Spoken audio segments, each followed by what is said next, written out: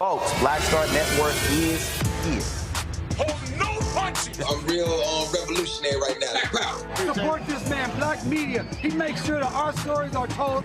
Thank you for being the voice of Black America, Roland. Stay black. I love y'all. All momentum we have now, we have to keep this going. The video looks phenomenal. See, there's a difference between Black Star Network and Black-owned media and something like CNN. You can't be Black-owned media and be scared. It's time to be smart. Bring your eyeballs home. You dig?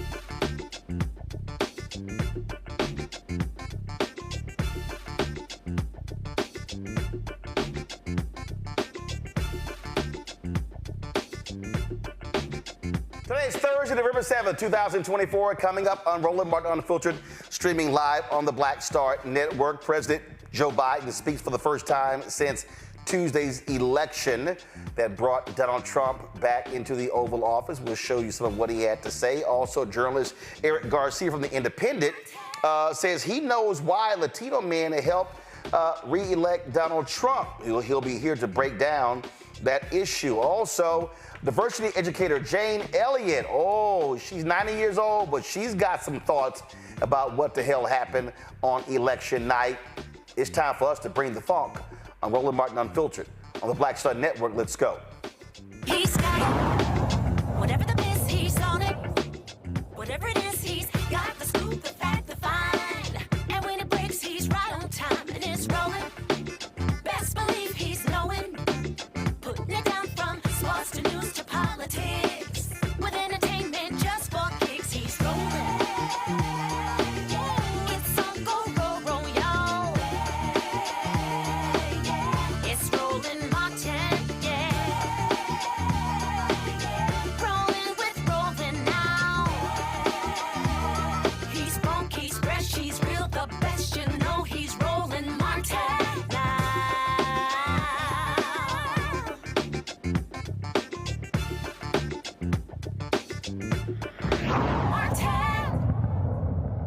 In 74 days, President Joe Biden will transfer all the powers of commander-in-chief to an absolute asshole.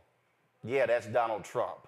Today, Biden spoke for the first time since America decided to bring back the thug-in-chief, the liar-in-chief, the narcissist-in-chief, the insurrectionist-in-chief, and here's what he had to say. For over 200 years, America has carried on the greatest experiment in self-government in the history of the world. And that's not hyperbole, that's a fact. We're the people. The people vote and choose their own leaders, and they do it peacefully. And we're in a democracy. The will of the people always prevails. Yesterday, I spoke with President-elect Trump to congratulate him on his victory. And I assured him that I'd direct my entire administration to work with his team to ensure a peaceful and orderly transition. That's what the American people deserve. Yesterday, I also spoke with Vice President Harris. She's been a partner and a public servant. She ran an inspiring campaign, and everyone got to see something that I learned early on to respect so much, her character. She has a backbone like a ramrod. She has great character, true character. She gave her whole heart and effort, and she and her entire team should be proud of the campaign they ran. You know, the struggle for the soul of America, since our very founding, has always been an ongoing debate and still vital today. I know for some people, it's a time for victory, to state the obvious. For others, it's a time of loss. Campaigns are contests of competing visions. The country chooses one or the other. We accept the choice the country made. I've said many times, you can't love your country only when you win. You can't love your neighbor only when you agree. Something I hope we can do, no matter who you voted for, is see each other not as adversaries, but as fellow Americans. Bring down the temperature. I also hope we can lay to rest the question about the integrity of the American electoral system. It is honest, it is fair, and it is transparent. And it can be trusted, win or lose. I also hope we can restore the respect for all our election workers who busted their necks and took risks at the outset. We should thank them.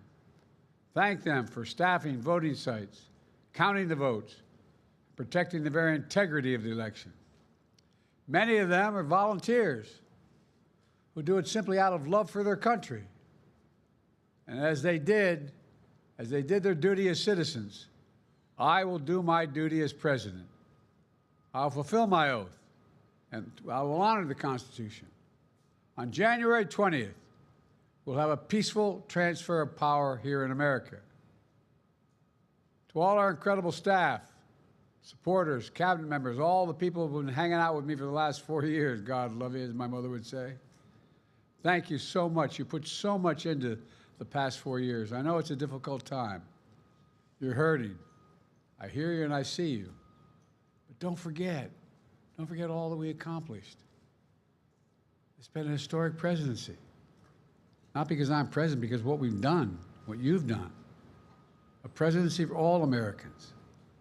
Much of the work we've done is already being felt by the American people, but the vast majority of it will not be felt over the next 10 years.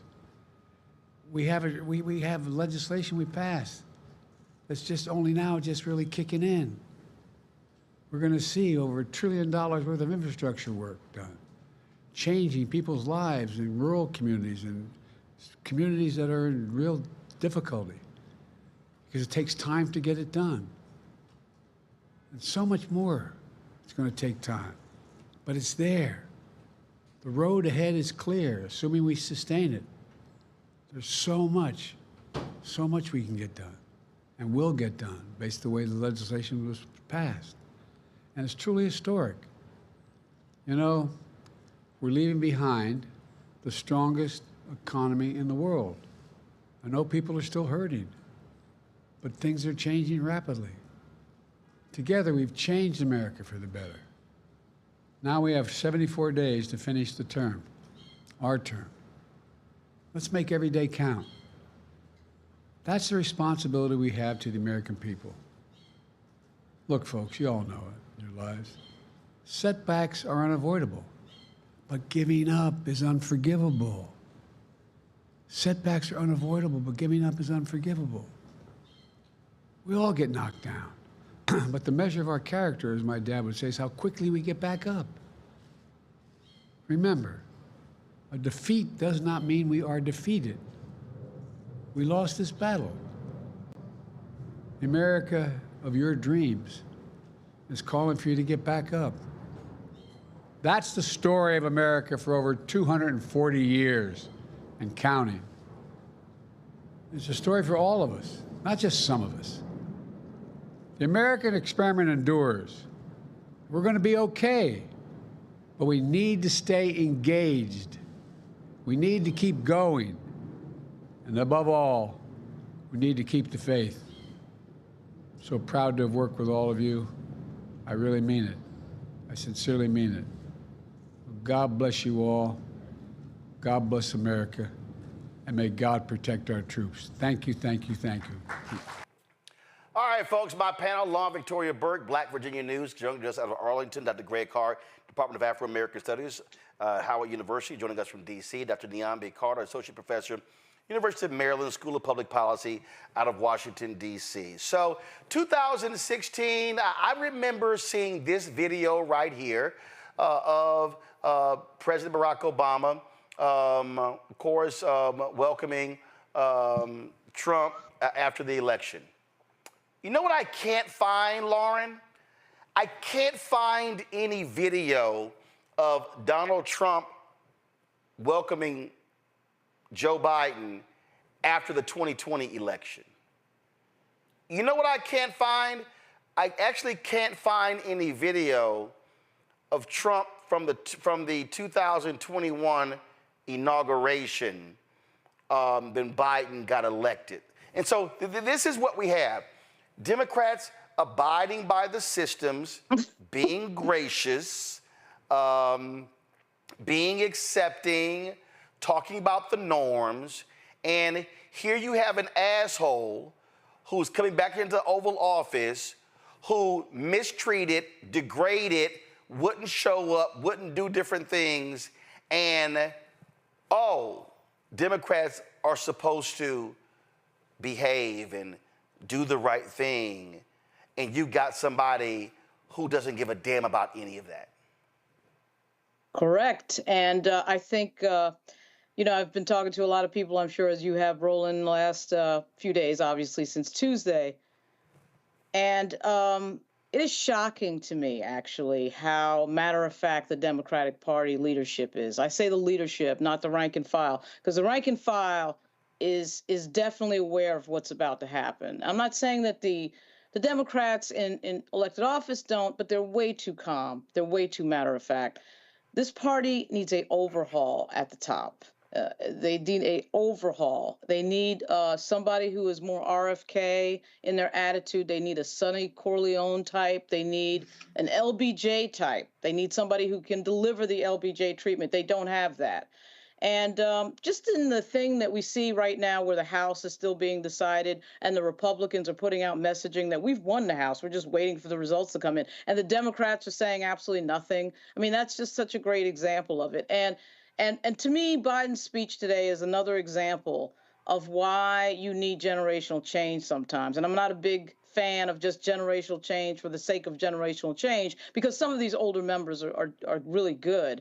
But in this particular example, that speech today to me is so out of step with what we saw in the last, say, 2 weeks of the campaign from Donald Trump and of course from J.D. Vance, who's calling the vice president trash, and the racism at Madison Square Garden and everything else. And you have to have a reaction to that. You cannot just go out there and act as if it's 1992 or 96 or something like that. And the Democrats have a huge problem with that. And it's getting old extremely fast.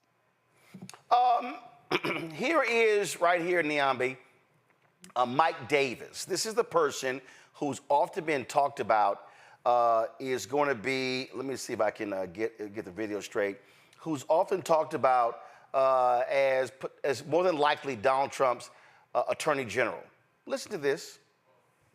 Let me just say this to Big Tish James, the New York Attorney General. I dare you to try to continue your lawfare against President Trump in his second term, because listen here, sweetheart, we're not messing around this time, and we will put your fat ass in prison for conspiracy against rights, and I promise you that. So think long and hard before you want to violate President Trump's constitutional rights or any other American's constitutional rights. It's not going to happen again.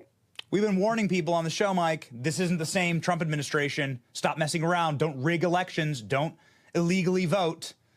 Don't try the funny business, because we know the team this time, and they are not effing around. Oh, so now let's be clear. The reason, this is also Benny Johnson. How much money did Russia pay you, Benny? Also, how much money did they pay Tim Pool? Yeah, all of y'all. But here's also what's funny here, Niambi. They're whining about, elections were rigged. I'm curious. The same Republicans who won on the same ballot, how did they win? But Trump lost. Oh, and remember on election day, Trump, law enforcement, cheating in Pennsylvania. He eventually wins. Oh, I'm sorry, what happened to those allegations? Oh, they just mysteriously went away. But again, this is what people better expect. The thugs are coming. The thugs are on their way. You're not going to have, in this administration, you're not going to have a Bill Barr who ain't, first of all, he's a nice thug. No. We're getting thugs. We're about to get criminals who are going to be running every major facet of the federal government. And guess what? America's like, sure, let's take it. Guess what? You're going to get it. Well, I mean, I think, the disrespect of Black women throughout this election cycle has been really maddening, shocking. I mean, I wish I could say I expected better, but you're exactly right, Roland. This time around, he has a better team. They know better what they're doing. They have no scruples. The guardrails are off. I mean, they actually view this election as a mandate. I mean, Trump pretty much said it. And when he thought he was losing, that's when the elections were rigged. But when he saw things moving his way, he took that by the end of the night in Florida. He was calling it essentially a mandate. And so the kind of stuff that we're going to hear from him and his administration, his acolytes, the people there to do his bidding, we better buckle up. But I also say for the people who voted for him, they think it's only going to happen to the bad people or the people that they don't like. But a lot of people are going to get hurt here, including his own followers, and they will not care. There will be no recourse. There will be no redress because this is the person you chose. It wasn't that they didn't vote for Kamala. They chose him. She didn't lose this election. He won. And he won because the politics of white male grievance and racism and patriarchy and misogyny and xenophobia and transphobia and all of that is always a product that you can sell very easily in this country. And I think we might as well just get ready. Just get ready for what's coming ahead because it's going to be a dark, long valley. See, you know what? Here's my thing here, Greg, that Lauren was just talking about. Okay? Election was Tuesday. Right now, Democrats control the Senate. Right. So here's what I want to know, Senator Dick Durbin. Are you going to get off your ass and say, oh, damn the blue slips? Confirm everybody. There will be mostly sunny weather. Are you going to confirm? Say, no. We running all the judges through. We're filling every single vacancy. No, not going to do that. No, it's not. No, because they might do that. Guess what, fool? They're going to have the House. They're going to have the Senate. They're going to have the White House. And let me remind Dick Durbin what happened when Mitch McConnell. There were two in Wisconsin, Ron Johnson and Tammy Baldwin did not want to move forward with a federal judge. Mitch McConnell was like, whatever, run it. Mm-hmm. Democrats are playing a nice game. And it's, no, we're going to be nice. I mean, that's the game they're playing. And the Republicans are like, oh, we about to be hardcore thugs. And folk better understand that. And this is what constantly happens. So all the people who keep saying that, in fact, I saw this video of Elizabeth Warren, and she went there and was going off. Let me see if I can find it, because she was talking about in terms of what needs to happen. And go ahead and take this. Silver linings. I will not ask you to feel anything but grief right now. Donald Trump won the election, and the consequences will be real and devastating. But I'm reminding myself and you that on the road ahead, there will still be opportunities to fight back. I can't tell you that we will win all of those fights. I can't tell you that we will win most or even any of them. But when we arrive at each of those moments, we will face a choice to give up or to press forward. The far right wants us to feel powerless. Extremists are counting on apathy, cynicism, heartbreak, or all of the above as their rocket fuel. They are counting on us to point fingers at each other and to lose trust in our ability to ever make change. I absolutely refuse to give them that satisfaction. We will continue to fight for each other.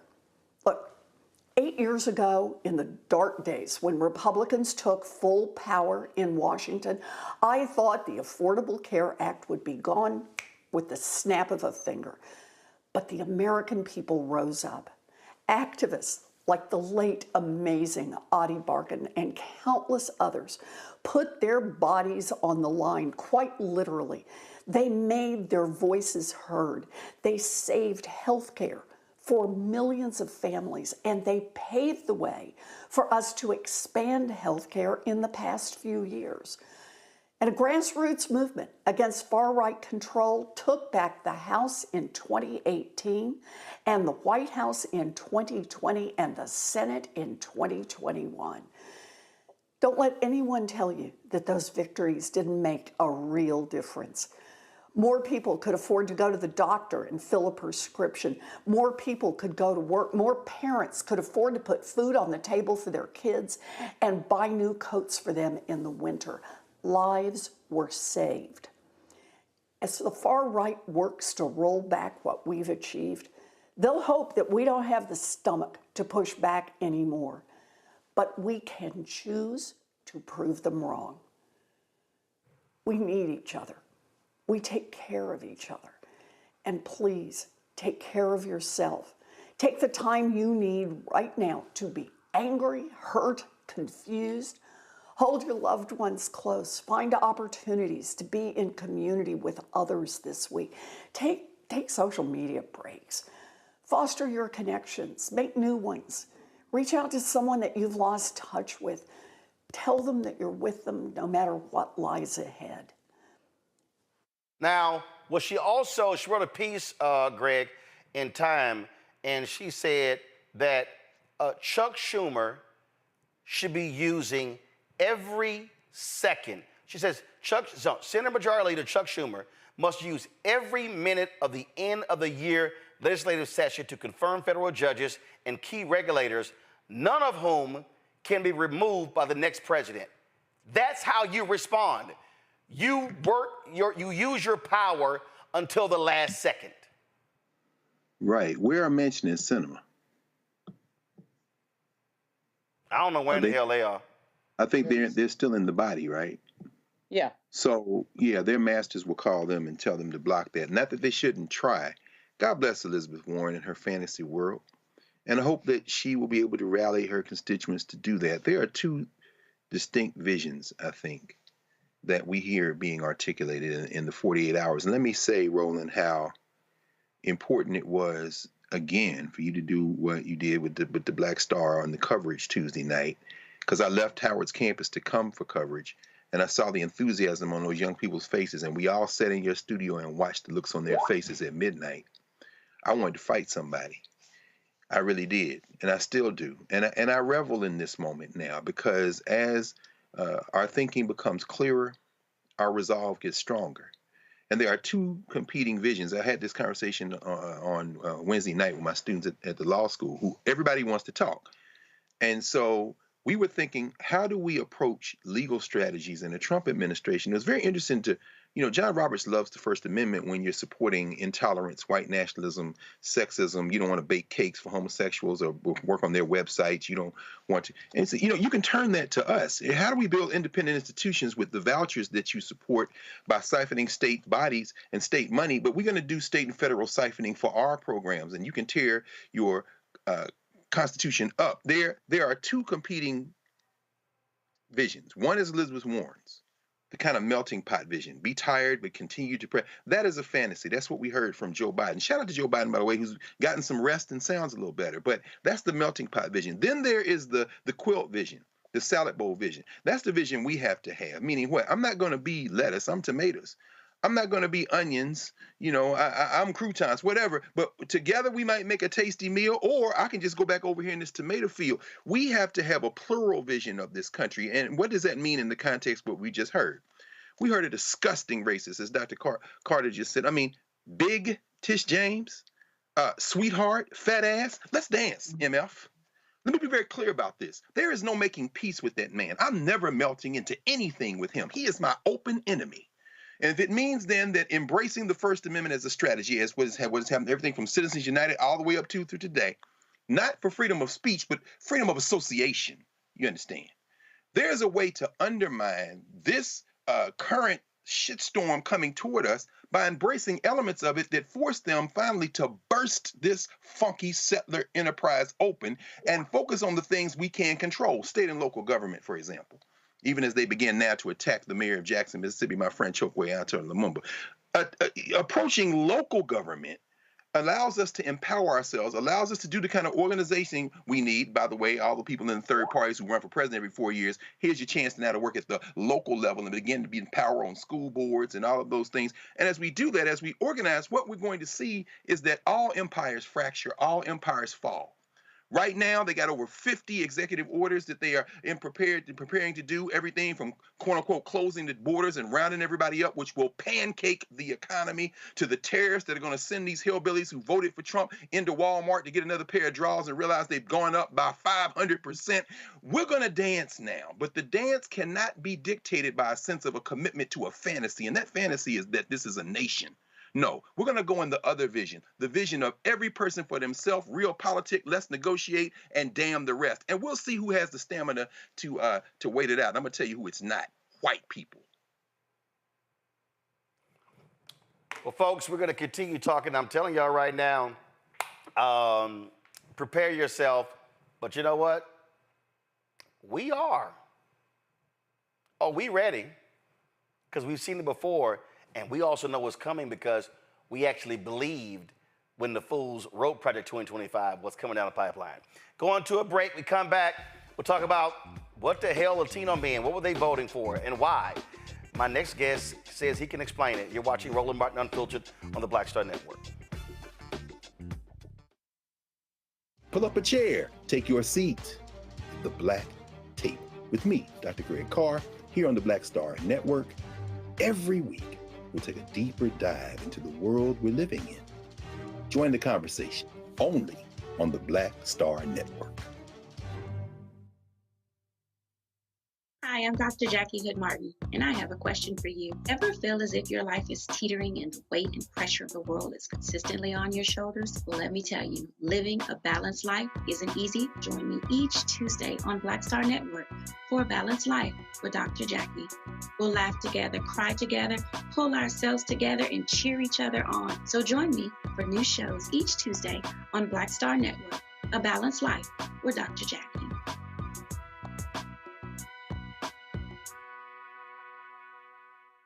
Hatred on the streets, a horrific scene, a white nationalist rally that descended into deadly violence. White people are losing their damn minds. As an angry pro-Trump mob storms the U.S. Capitol, we've seen shooting. We're about to see the rise of what I call white minority resistance. We have seen white folks in this country who simply cannot tolerate black folks voting. I think what we're seeing is the inevitable result of violent denial. This is part of American history. Every time that people of color have made progress, whether real or symbolic, there has been what Carol Anderson at Emory University calls white rage as a backlash. This is the rise of the Proud Boys and the Boogaloo Boys. America, there's going to be more of this. Here's all the Proud Boys, guys. This country is getting increasingly racist in its behaviors and its attitudes because of the fear of white people. The fear that they're taking our jobs, they're taking our resources, they're taking our women. This is white fear.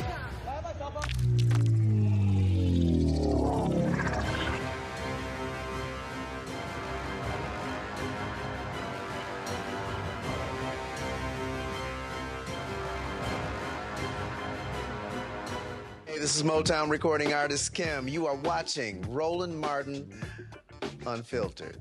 That boy, he always unfiltered though. I ain't never known him to be filtered. Is there another way to experience Roland Martin than to be unfiltered? Of course he's unfiltered. Would you expect anything less? Watch what happens next.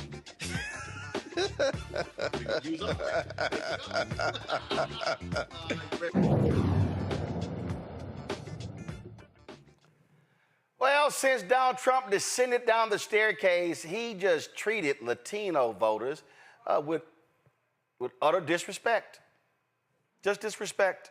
That's right, trashed them, promised to deport millions of Latinos, had a comedian calling Puerto Rico a floating island of garbage. Yet, according to exit polls, 45% of Latino voters voted for Trump. That was up 32% since 2020. And then, of course, man, these Latino men, they just love them some Donald Trump. They just couldn't vote for the black woman. Eric Garcia, the Washington bureau chief at The Independent, He wrote an article called "I Know Why So Many Latino Men Voted for Trump. I tried to sound the alarm." He joins us right now. So Eric, glad to have you here. So, all right, what the hell happened? Explain it to us.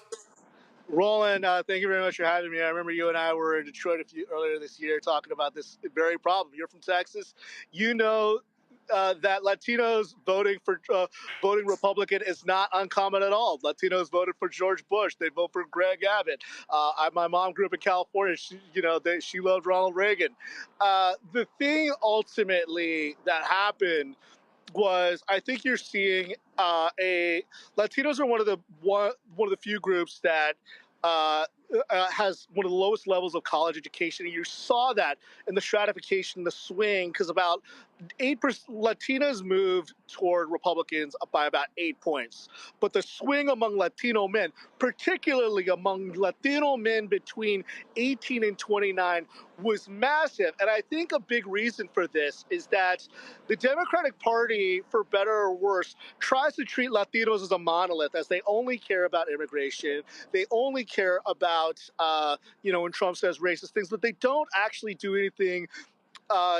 They don't actually address the real needs that Latinos have, which is focused on the economy, that focus on shared prosperity, and they don't make the case that shared prosperity, as opposed to tax cuts for wealthy people, are the way for Latinos to make it into the middle class and to make it into a successful America. Well, but also, I mean, listen, I was reading an Atlanta Journal-Constitution article. Yeah. And that was a guy, Cuban, illegal immigrant, was happy to see that Trump win. And he says he knows he's at risk of being deported, but he's still happy Trump won.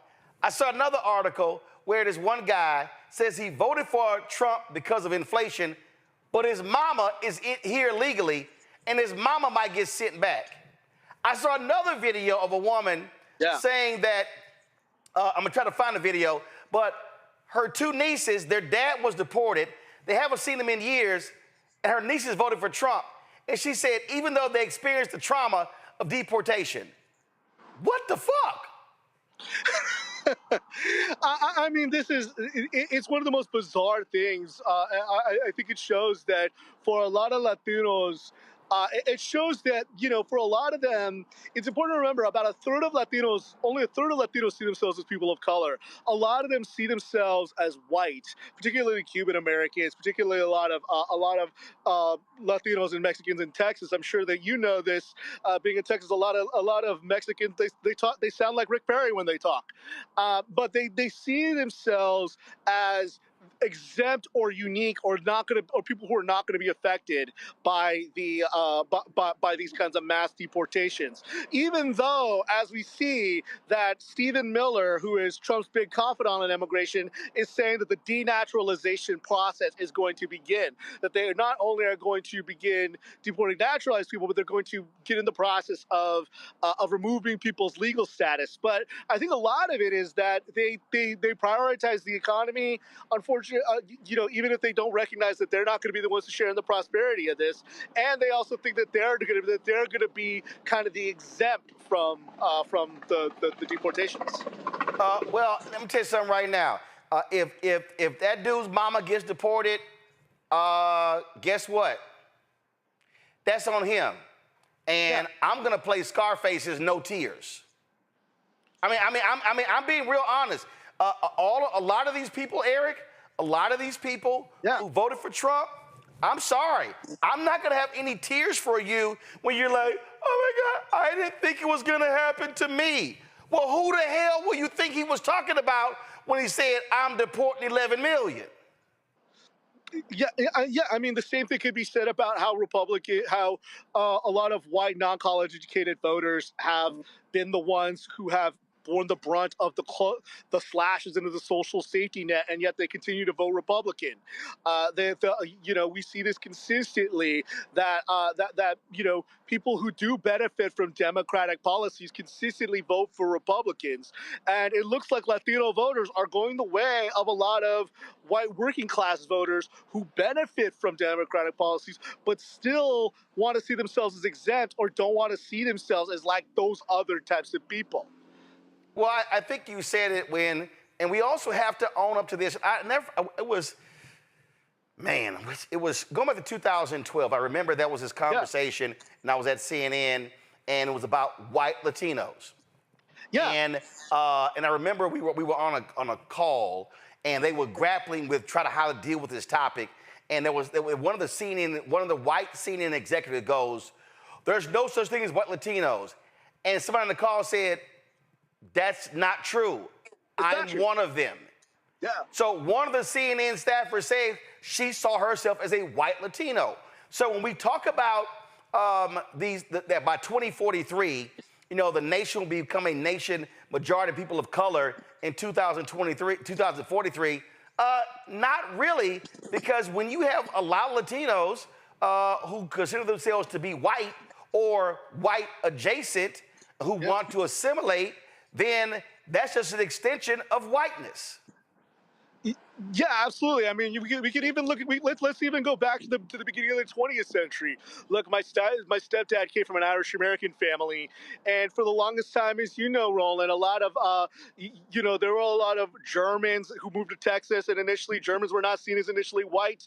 There were a lot of Italians and Poles who moved to the United States, at the turn of the 20th century, and they were not seen as white. In fact, one of the reasons why we restricted immigration in 1924, 100 years ago to this day, under the Johnson-Reed Act, was because people didn't want to have Italians and Poles and Catholics. And guess what? Now Italians, Poles, Irish, Germans, guess what? They're all seen as white. And it is very possible, and I've said this for the longest time, the ultimate question for American politics, the defining question, is whether Latinos are going to wind up being seeing themselves continually as people of color, or whether they're going to be incorporated into whiteness in a very similar way that Italians and Poles and Germans and Irish were seen at the turn of the 20th century. Well, I'm going to tell you right now, I can guarantee you this. There are going to be a lot of Latinos crying, shedding tears, whining, "Oh my God, I can't believe this happened to me." And I'm sorry, black people are going to say, "Who the hell do you think they were talking about?" Eric, I appreciate it. Thanks a lot. I appreciate you too. Thanks, Roland. Listen, Niambe, it's a bunch of people who are about to find out. It's a bunch of old-ass white people who are about to start crying when their Social Security gets cut. I mean, the Republicans have already introduced a bill. A bunch of these folks who love that $35 insulin, bye-bye. Oh, if they control the House and the Senate and the White House, Affordable Care Act, may be in trouble. I mean, we can go down the line. And so I said it on election night. This is how Roland's going to be looking in the first 6 months.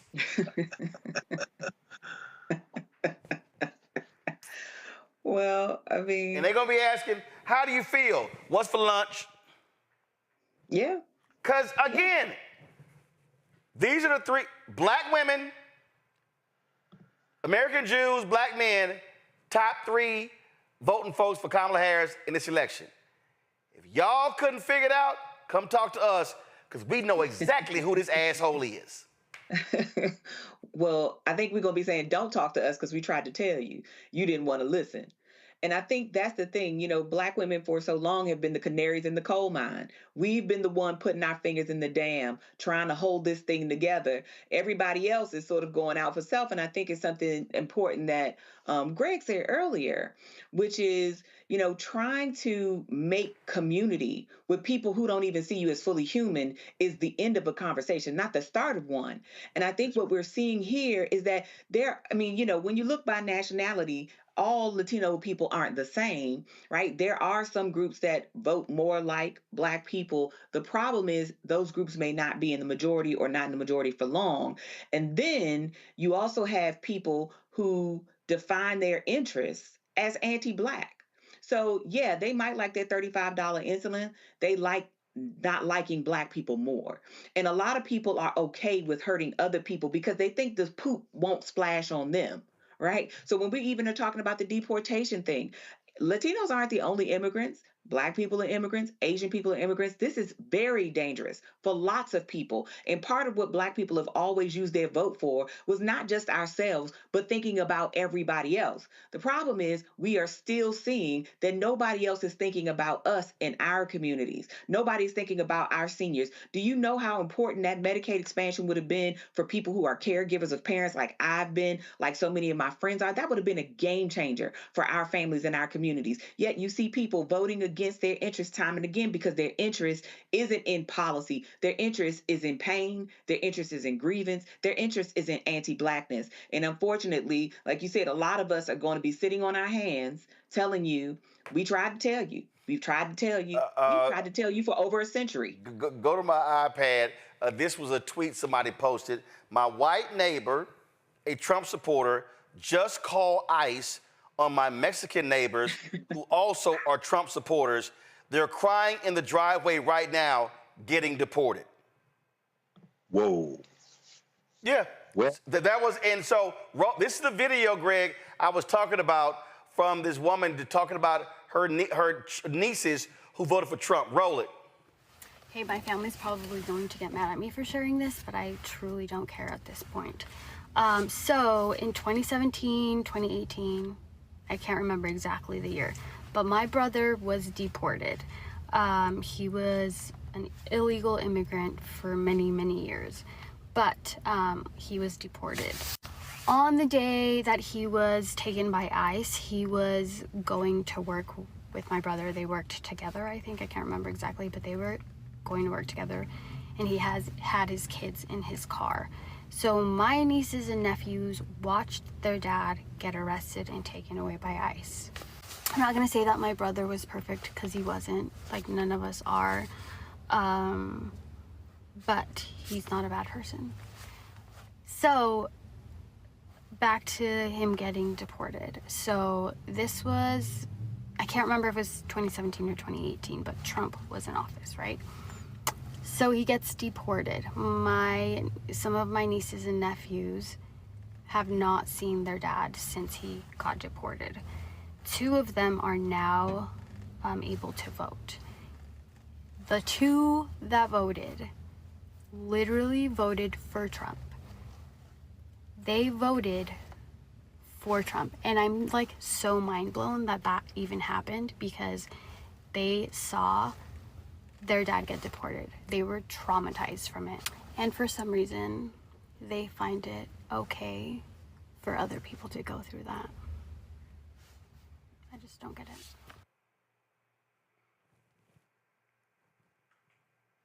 Tell you, man. Greg? Well, hey, you know, Roland, I knew Frances Cress Welsing. And for years, Dr. Welsing would talk about the fear of white genetic annihilation. And people would dismiss her. Well, not everybody. Many people didn't. I'm only raising the specter of the things that Frances Cress Welsing talked about, things that Public Enemy, you know, Brother Rittenhauer, Chuck D, put on the title of one of the albums, Fear of a Black Planet, as you have written, White Fear. Listen, they sitting here, Greg, they are sitting, my God, you ought to see these tweets. You ought to see these people, like, they calling the cops right now. Of course they are. But the beautiful thing about it, and this is why there will be some pain. And I you know, I was in class this afternoon with these young people, and one of my students, you know, this is Howard, so and Niambi knows this. For the many years she taught on the faculty, Niambi, you know what I'm talking about. If you get a class over 10 students, you're going to have some African people whose parents came from somewhere else, or they came from somewhere else. It's literally the globe. And this child, Haitian, parents both teachers, 17 members of their extended family here in the United States working, some working several jobs, a couple getting nursing licenses, came here to work, all legal. Now, the small cretin Stephen Miller now slithering back into the taxpayer-funded White House so he can get rid of ultimately birthright citizenship is what he's trying to do. But this child is near tears talking about how she and her cousin, who have bonded over the last few months, her cousin is now mortified at the prospect of being deported, along with all of these other family members who are here legally, but who are on the cusp of something terrible. Meanwhile, the white nationalists are calling ICE, as they should.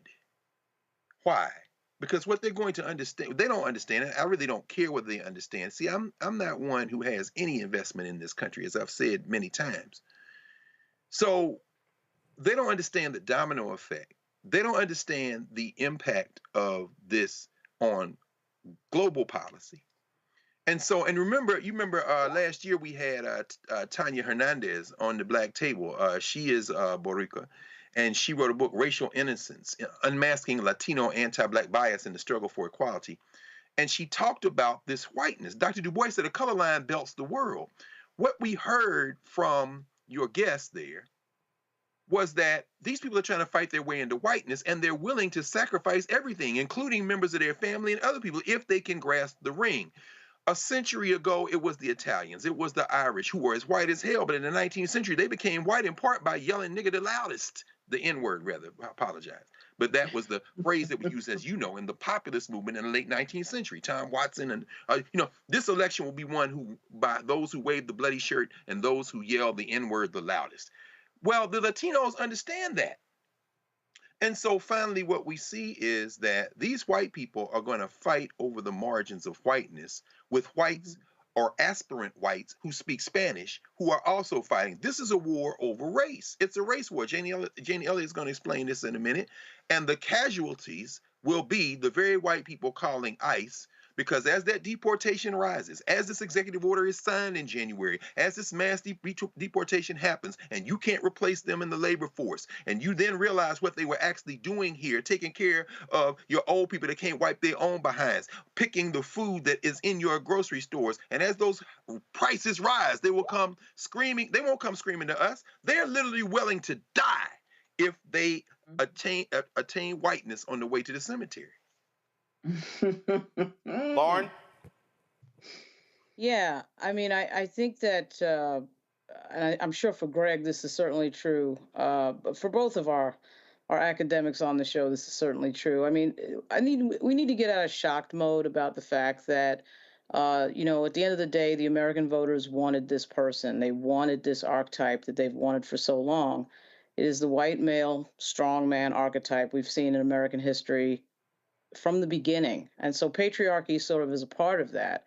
And whether it's been John Wayne or Archie Bunker or anybody else, I mean, the American people, including Hispanics, have chosen this person. And that's why I think it's unsurprising to see white women vote once again for this. I mean, I know a lot of people are sort of focused on various mistakes or non-mistakes the campaign may or may not have made, and Joe Biden and all that. And certainly those are contributing factors. But at the end of the day, this is happening because Donald Trump is a phenom on the right, somebody who can do things and say things and pay zero price, which is sort of almost always been the case for white males. But he's a phenom in the same sense that Barack Obama was. I mean, there was nothing really wrong with Mitt Romney or John McCain. They were good candidates. But Barack Obama was a phenom. He was somebody that was going to win no matter what. And it's the same thing with Donald Trump. The vice president ran a really good, energetic campaign. Unfortunately, it was only 103 days. That wasn't her fault. But Donald Trump wasn't going to be defeated by anybody. I don't think he would have been defeated by the governor of, Pennsylvania or California or anything else. And so that is what this is. We got to be ready for a national abortion ban, the end of the civil service, mass deportation. I always sort of felt like that was a dangerous issue when that group in Chicago of African Americans complained about the fact that immigrants who were not legal in this country were getting things that they were not getting. I thought they made a good point with that. And so that connects with a lot more people than we may think it does. And that's what brought us to this moment. I'm telling you. I mean, what you're seeing is I saw. I don't know if y'all saw this. Y'all saw that was this woman posted this comment that her husband's employer had a meeting with all the folks the day after the election and said, "Hey, y'all ain't getting bonuses this year because we're buying all of our supplies for next year." because Trump is going to be bringing his tariffs in, and the prices are going to go up. And all of a sudden, all those Trump voters in the room were like,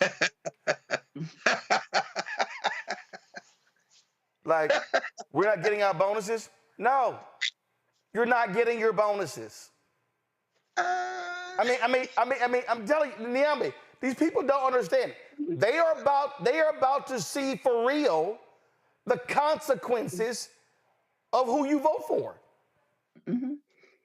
Well, I mean, I don't know how short people's memories are, but I guess I do, right? Because we remember coronavirus and how part of the response or lack thereof was Donald Trump's irresponsibility in that moment. Part of the reason we had the shutdowns and all of the numbers of deaths and things we had was because that man's failure to act on the science that he had and the information and the intelligence that he had. So now we cannot, and they should not, be surprised that this man is going to treat this economy like his own personal piggy bank. I mean, these tax breaks he's promising, we're not rich enough for those breaks. These tariffs, we're going to be the ones that pay those, right? Not the Elon Musk of the world and these other billionaires that he's surrounded himself with. So again, we're all going to have to deal with this and suck it up. But nobody's going to be shocked here but the people who voted for him. And I don't even think they're going to be shocked. I think they will gleefully do it because they showed up to the polls knowing everything that this man did in office, did after, and they still picked him. So, you know, I'm not going to be surprised that we'll hear more of this, but I'm not going to feel a thing about it. Lauren, a number of people hit me today, and this has been posted on social media, that black students across the country have been getting this text message. Greetings, you have been selected to pick cotton at the nearest plantation. Be ready at 12 a.m. November 13th. Our executive slave experts will come collect you if you don't show up. The president has decided if you don't participate, you will be deported. You are in Plantation C. And so one person hit me up, and they were concerned, and they said, a lot of black students are scared and nervous. And I understood it, and this is, in terms of, I got it, and this is exactly what I said. It's time for them, the man and woman, to fuck up. And what I said is, it's time for them to put on fighting clothes and stop thinking these young white folks are their buddies because they listen to rap music.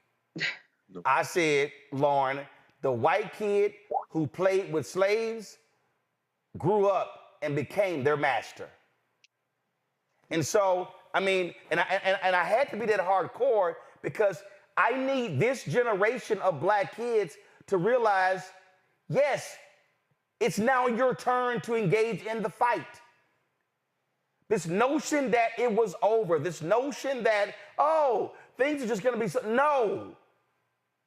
If you are black, if you are a young black person, if you are in high school or you're a freshman and sophomore, and you are just mortified by what's going on, that tells me your parents did not do their job teaching you American history.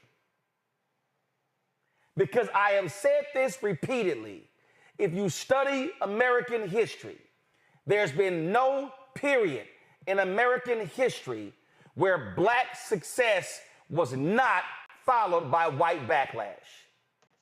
And Trump coming back is still the residual effect of the election and the 8 years of President Barack Obama. Lauren? Yeah, well, you should take a glance at some point at Dear White Staffers, which is mainly a diverse group of staffers on Capitol Hill in Washington. I'm not too certain that the generation coming up is sort of built the same way, certainly as the one in the 1950s and 60s, who is really dealing on a regular basis with physical violence and the threat of physical violence and the reality of violence and murder in some cases. I think that certainly certainly people need to have a different attitude about dealing with the present day politics that exist and stop pretending that it's the 1990s and 80s, which the younger group, the Gen Ys and Zs, don't do that. But unfortunately, some of the older leadership in the Democratic Party does do that.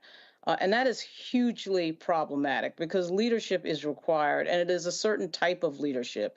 It is an extremely assertive type of leadership. And when I push people and ask them, well, who in the Democratic Party is that LBJ? Is that person who can bring it, right? And it comes down to older folks that are at the end of their careers, like somebody like Maxine Waters or Nancy Pelosi. And I'm like, okay, who born after, let's say, 1970? And I'm not getting a lot of answers, but there is a coalition there that is a winning coalition. And again, in 2008, Barack Obama proved that. And I know there's a lot of folks that say, well, this happened because of patriarchy and racism, et cetera, and so on. Barack Obama was elected in 2008. Hillary Clinton got 2.8 million more votes than Donald Trump in 2016. She lost on the map. She lost on the electoral map. It's not that I don't think that patriarchy and racism doesn't exist, but I also understand that 15 million people sat home. 15 million people chose the couch. In this election, we need to keep that in mind. But the Democratic Party needs the type of leadership that stops bringing a knife to a gunfight. They keep doing that, and they're losing, and they'll continue to lose because one of their biggest problems is communication. Communication to a lot of these young people on the apps that they're looking at on social media.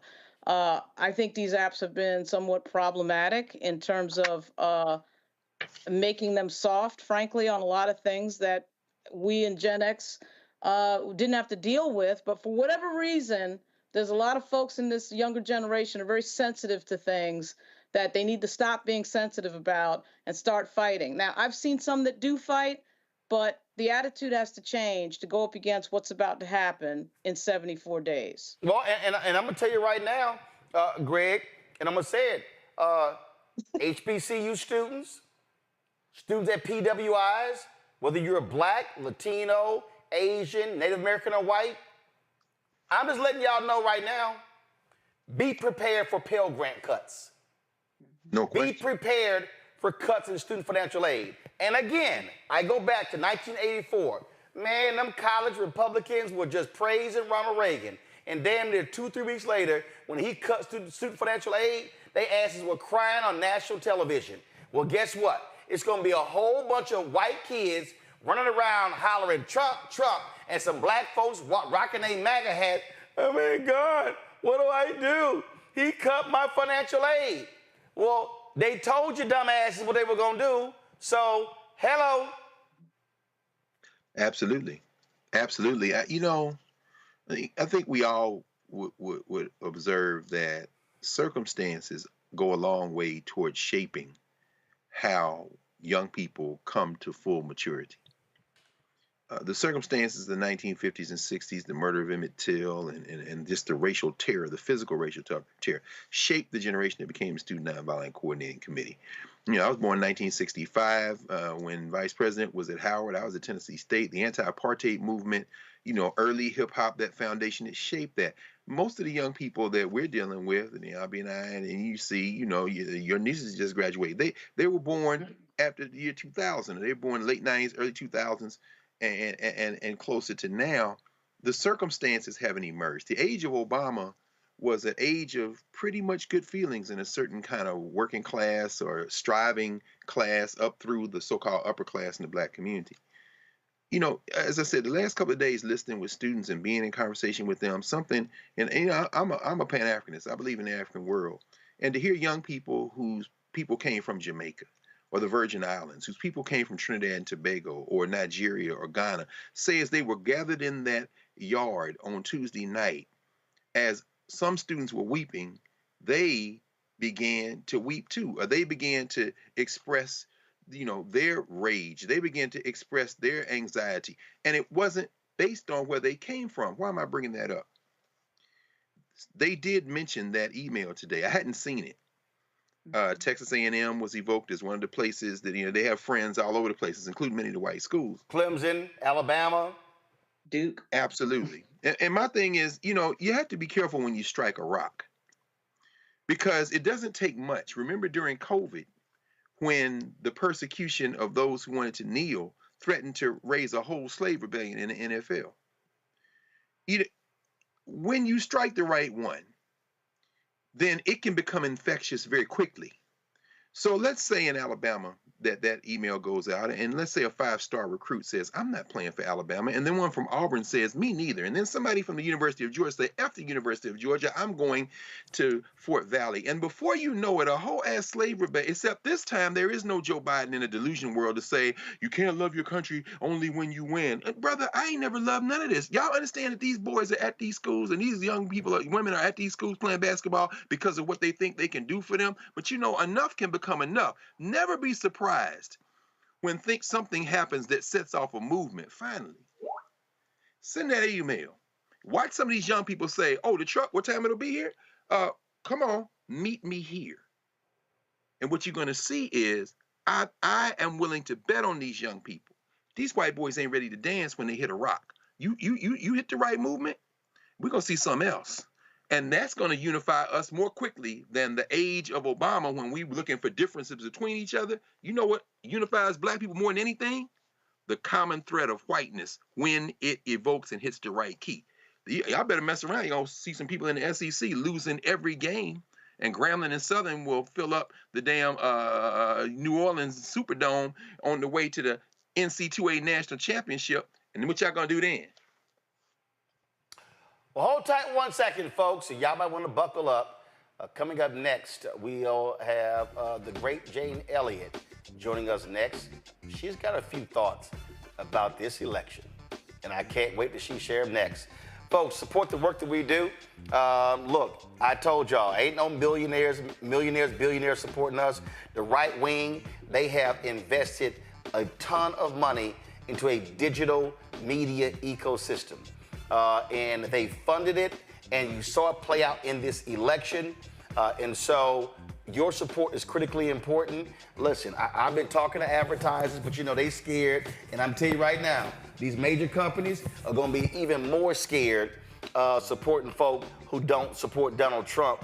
And so your support is critical. And so you can support our work. Now, remember, I told y'all Cash App changed their damn policies. They made it extremely hard for you to be able to give via Cash App. And so we're still working on that. But if y'all can support us right now, PayPal is R. Martin Unfiltered. It's paypal.me/R. Martin Unfiltered. Send your check and money order, P.O. Box 57196, Washington, D.C. 20037-0196. Venmo's RM Unfiltered. Zelle, Roland at RolandSMartin.com. Roland at RolandMartinUnfiltered.com. We'll be right back. Hatred on the streets, a horrific scene, a white nationalist rally that descended into deadly violence. White people are losing their damn minds. As an angry pro-Trump mob storms the U.S. Capitol, we've seen shooting. We're about to see the rise of what I call white minority resistance.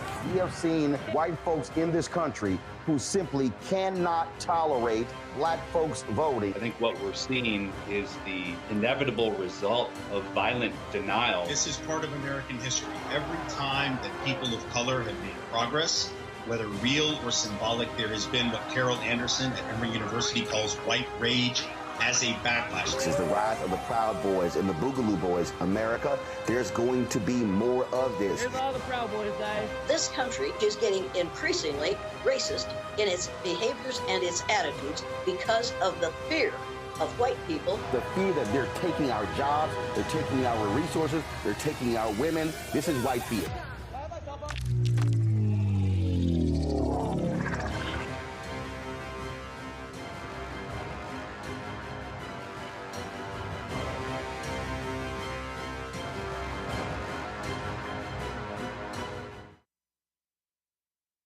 Hi, I'm Dr. Jackie Hood Martin, and I have a question for you. Ever feel as if your life is teetering and the weight and pressure of the world is consistently on your shoulders? Well, let me tell you, living a balanced life isn't easy. Join me each Tuesday on Black Star Network for A Balanced Life with Dr. Jackie. We'll laugh together, cry together, pull ourselves together, and cheer each other on. So join me for new shows each Tuesday on Black Star Network, A Balanced Life with Dr. Jackie.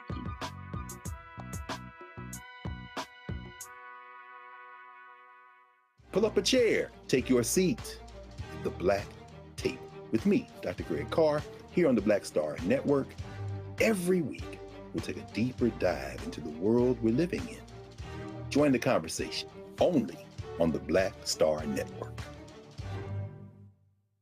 Black Star Network is here. Oh, no punch! I'm real revolutionary right now. Thank you for being the voice of Black America. All momentum we have now, we have to keep this going. The video looks phenomenal. See, this difference between Black Star Network and Black-owned media and something like CNN. You can't be Black-owned media and be scared. It's time to be smart. Bring your eyeballs home. You dig? This is Tamala Mann. And this is David Mann, and you're watching Roland Martin Unfiltered.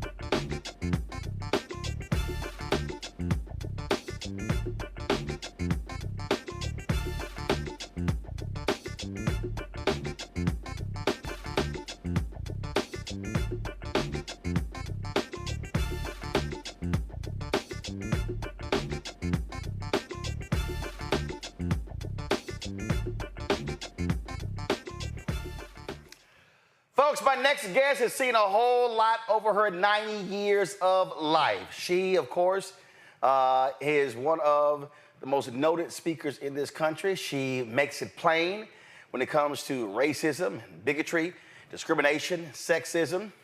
I don't think she's ever been called introverted. She, of course, will speak her mind regardless of the audience, and love it. She and I got together at the University of Michigan a few years ago. We had a fantastic panel. I don't even know why the moderator was there. They should just let me and Jane just handle ourselves.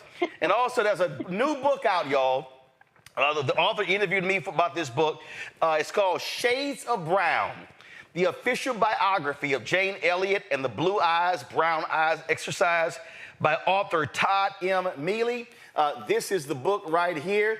And when I was introduced to her, Jane held up, she's got my book, White Fear, there as well. So there you go. So, Jane, let's just jump right in.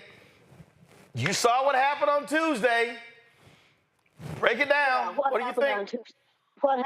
What happened on Tuesday is the citizens of the United States of America decided to listen to a racist, sexist, crafty crook who has no business being in the presidency of the United States of America. We know that, but you see, right now we're in a situation where people who are pale, stale, and male are scared to death. And it's, I read the book White Fear a long time ago when it first came out. And I've watched this thing happen over the last 30 years, particularly the last 20 years. I've watched white males become increasingly frightened of the fact that they are going to lose their numerical majority in the United States of America. And the damn fools don't even realize that they have always been in the numerical minority worldwide. Only 15 to 18% of the human population of the earth is classified as white. And let's make no mistake about this. White is a misnomer. There are no white people. I am not the color of this collar on my shirt, and you are not the color of the OTE on your shirt. We aren't white and we aren't black. We are all shades of brown. And it's time for us to realize that, and it's time for us to enjoy that fact, and it's time for us to stop talking about race. There's only one race of people on the face of the earth, and that's the human race. Oh my God, how long is it going to take us to have social studies teachers tell our students at the junior high and high school level that the word race, meaning a specific group of people, came out of France in 1580? How long is it going to take us to realize that the idea of whiteness and blackness, yeah, quit laughing, this ain't funny, don't do something else. So Jane, Jane, you made that point there, and they've talked about how these young white men have been, quote, radicalized. You now have these podcasts and others, and They're talking about toxic masculinity, and you've got people like Senator Josh Hawley and Tucker Carlson, you know, and even Congressman Byron Donalds. We've got the return to masculine men. We have feminized men. And so, and Trump plays into that. He's strong and tough. And so when you see these demos, when you see 1834 and these young men saying, yeah, Trump is our guy, what you're laying out is right. They're scared to death. It's like, well, you know, where's the place for men in our society? Yeah, ass has been running every damn thing for the longest. But the problem is, these aren't men. These are boys. And they are absolutely encouraged to remain boys instead of to grow into men. Becoming a man takes a lot of work, and it takes a lot of time, and it takes a lot of effort, and it takes some studying, and it takes some education. Any damn fool can be a boy. We've got a lot of them running around. And right now, the ones who voted for Donald Trump this last week was a whole bunch of boys, grown tall, who don't know what's good for them and certainly don't know what's good for the world. We're going to have to depend on women because men don't want to stop being boys. Women have no choice. Comes a time in every woman's female's life when she has to grow up and be a woman. Men don't have to do that. They can be boys for as long as they live. And if you don't believe that, look at Donosaurus T. Rump. He will be a boy for as long as he draws breath because he is encouraged to not to think, but just to react, and not to respond intelligently, but to respond with anger and petulance. And we don't need an angry, petulant boy in the White House ever again. But that's what we have, and we're going to have that for the next 4 years. What do you make of white women? There was a belief that because of the Dobbs decision, that white women were finally going to stop rewarding Donald Trump. They voted for him in 2016. They voted for him in 2020. According to the polls, Vice President Kamala Harris was doing way better with white voters. She was, according to the polls, she was getting a higher share of white voters than even Joe Biden did. And then come Tuesday, nope, none of that happened.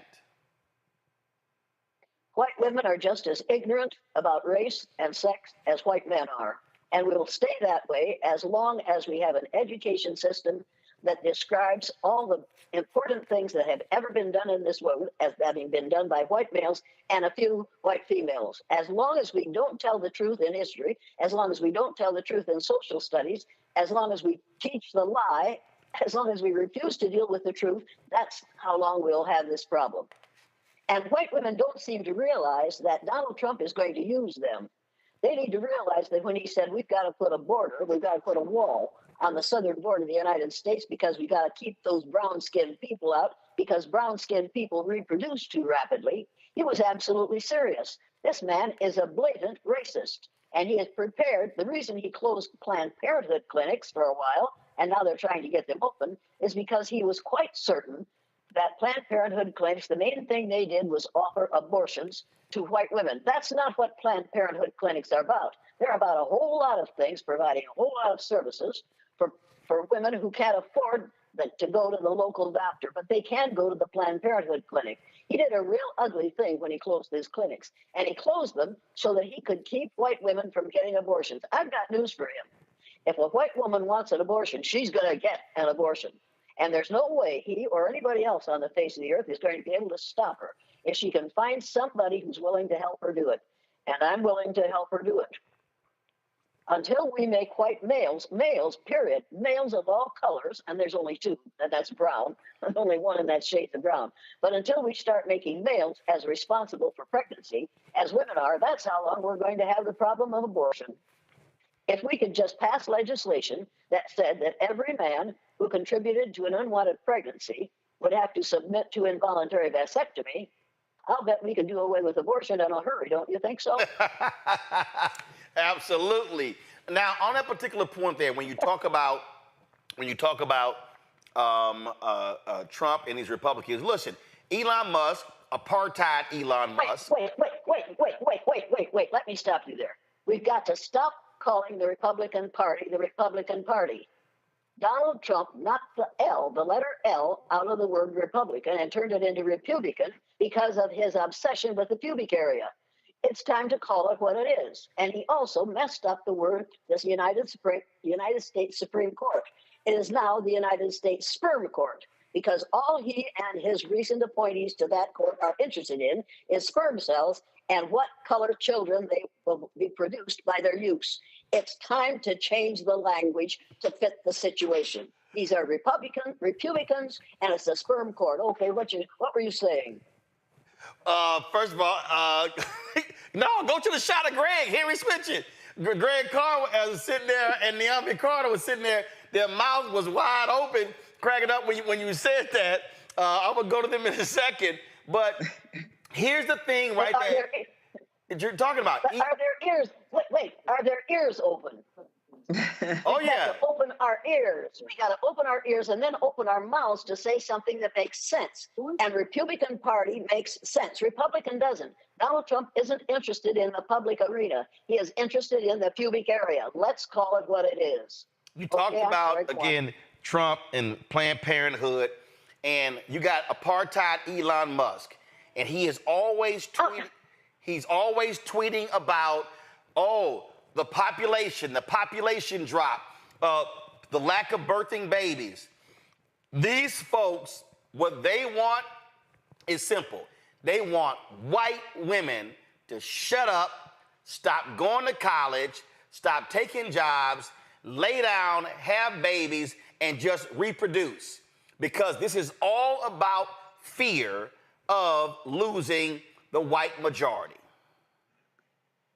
They're going to lose. They might as well give it up because they're going to lose. Number one, let's stop calling Elon Musk Elon Musk. I taught dyslexic students for years, male dyslexic students. If you move the letters in his name around, you come up with lone scum. And that's what he is. He's lone scum. He is scum. We need to realize that, and we need to stop admiring him because he is able to make so much money off the efforts of other human beings. It's time to give that up. You also need to know that women have the right to decide what to do with their bodies. No man had better tell me or any other intelligent woman what to do with their body until you can produce a child by birth, as I can. Don't tell me what to do with my body. But women have the right to say no, absolutely not. This will not happen.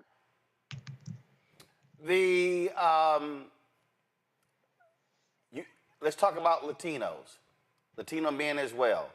I just had a segment with a reporter earlier who said point blank, you've got Latinos in this country. They see themselves as white adjacent. They will vote accordingly. They don't see themselves as brown. They will support somebody who wants to deport literally their family members. Absolutely. Go ahead. Because they have been brainwashed to the idea of the rightness of whiteness. There are no white people. We are all shades of brown. We have to realize that those Latinos are just as brown as all the rest of us, and they came from the same place that you and I did. We all came from a country on the continent of Africa. We all started out brown, and it's time for us to realize that all human beings are shades of brown. And I cannot understand why, I do too, I understand why Latinos are considered calling themselves white, because that's a way to get over in this country. If you can prove that you have white ancestry, you're going to be all right. But what they don't realize is, in the very, very near future, being able to prove that you have African ancestry is going to make you all right, because we are all originally from a country on the continent of Africa. We've got to get over the idea of the rightness of whiteness. It came up during the Spanish Inquisition and should have been destroyed immediately. We've only had to deal with this for less than 500 years. It's time to give it up. We're going to take a quick break and come back. You know what? I'm not going to go to a break. Let me just go ahead and right now. Forget the break. I'm going to go right to questions. Let me first start with Greg. I'm going to start with you because the look on your face when Jane said Republicans was too hilarious. So I'm going to start with you. Go right ahead. Yeah, I'd love that. Sister Elliott, I'd love to ask you about Frances Cress Welsing, but I think I'll hold off on that. I want to follow up with how you just your most recent comment there, when you talked about at some point having African ancestry will be a benefit. We certainly did see that in Moorish Spain, as you say. You see, a touch of the Moor did distinguish you. How would that reversal happen in the racial binary that we have today, particularly since whiteness is a global phenomenon, and in places like, Southern Europe and other places where it's clearly mixing that is going on there for 1,000 years, it hasn't translated into any benefit for Black people. How do you see that reversal happening? Because we have been brainwashed by our education system to the idea of the rightness of whiteness. There are no white people. We've got to get over the idea that people came from, and just this week I got a letter from somebody who said, after all, white people were here first. They came from Europe and they were here first. And I thought, oh my God, what are we going to do about this? People, all you have to do is trace your ancestry back as far as you can, and you'll find that every one of you have ancestors who came from a country on the continent of Africa. If they didn't, they came from another planet. Every human being on the face of the earth came from a country in Africa originally. You go to church on Sunday, or you go to whatever you worship on Sunday. If you're a Christian, you go and you look at a picture up behind the minister, or whatever it is you're calling your religious leader, and you'll see a man who looked nothing like what Jesus Christ looked like. According to the Bible, he had kinky, woolly hair and feet of bronze. If it was good enough for Jesus, I would think it would be good enough for me and good enough for people like me. It's time for us to admit that our heritage over thousands of years is brown. It's not black, it's brown. We are all shades of brown, and it's time to get used to that and to enjoy it. And make no mistake about this. The number of white babies that are being born is getting less and less because white women are tired of being used. White women are tired of being treated like second-class citizens because they can be used by somebody like Dinosaurus T. Rump. It's time to get over the idea that only women are responsible for pregnancy. It takes two people to make a pregnancy. Now, eventually, I think at the beginning it didn't. I think at the beginning you had two women. You could put two female egg cells together in a petri dish, mammal cells, break down the cell wall, and combine those cells and come up with another female mammal. That's probably the way human beings began. But all our history and the Bible, except for one book, is written by males. So history says males did all the important things that were done, fought all the important thoughts, and fought all the important fights. It's not true. It couldn't have happened if it hadn't been for the women who were there to make more peoples. It's time to get over this idea. What we're doing is blatantly sexist, blatantly racist, and blatantly ignorant. We are living in an ignorant society, and it's going to get more so because of banning books and banning speakers and banning ideas. And right now we're in a situation where people are banning any idea that would even question the superiority of whiteness. Jane, you told me as whiteness. Jane, you told me this book about you from Todd Mealy is on ban list. Yeah, I'm on ban list, and I think that is. I'm not sure that is. I know I am. I am banned on all college and university campuses. Wow. Have been for over. Oh yeah, I am a dangerous person, and I realize that. And I am absolutely delighted to be called somebody who is dangerous for college students to listen to. I'm tickled to death because that means that what I have to say is threatening to people who voted for Dinosaurus T. Rump. Well, that's also why I love having my own platform because they can keep you off college campuses, but they can't keep you off this show because I own it. And that's why we got to have unfiltered programming for folks like you. Niambi. Mm-hmm. Well, thank you so much for being with us. I want to go back to something you mentioned a moment ago about white birth rates dropping. I know that has been a fixation on the right wing, yet we still see white women voting for white supremacy. So what do you think is happening there? It isn't just women of color who are stupid. White women get reinforced for being stupid. And we've been doing that for a good many years. We do that by calling the Virgin Mary blonde-haired, blue-eyed, and fair-skinned. We set ourselves up to fail, and then when we fail, we blame it on somebody else. It's time for us to realize that there is no such thing as a white woman. There is no such thing as a black woman.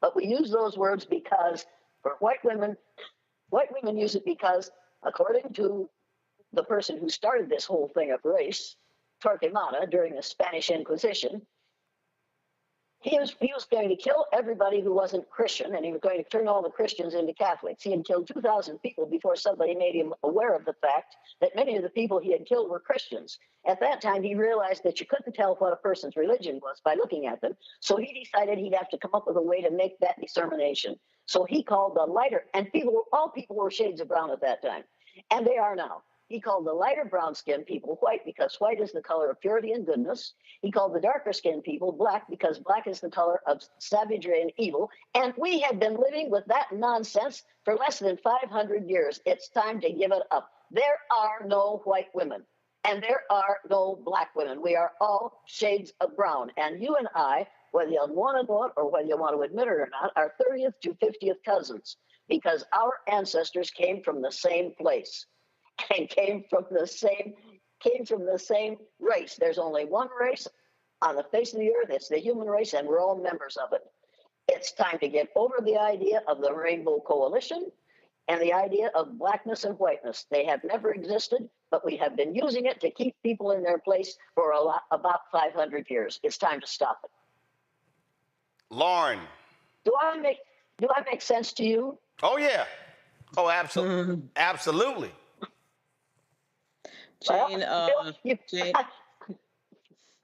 Go ahead. Jane, great talking to you. What do you think of the idea? I mean, African Americans, we spend a lot of time pushing back, arguing with other people, arguing with the majority, arguing that our history is important. Your book is banned on college campuses, which is ridiculous. What do you think of the idea of effectively separatism, of doing your own thing? Because wasting so much time in life arguing with people that have never respected you for 400 years, it gets a little draining. What do you think of just the idea of people building their own, their own centers of learning, et cetera, and just doing that and focusing on that? Hey, white people have been doing that for years. Do not copy the behavior of white people. Do not move back away from society in order to not have to be around this nonsense. Get out there and educate these fools so that their children are smarter than their parents. We cannot just say these people don't know any better, we'll just stay away from them. Because within 25 years, and it's going to be less than 25 years, white people will become a numerical minority in the United States of America. You're going to have to deal with them in a totally different way. And we are going to have to deal, I say we because I'm considered white. We white folks are going to have to deal with other people in a totally different way.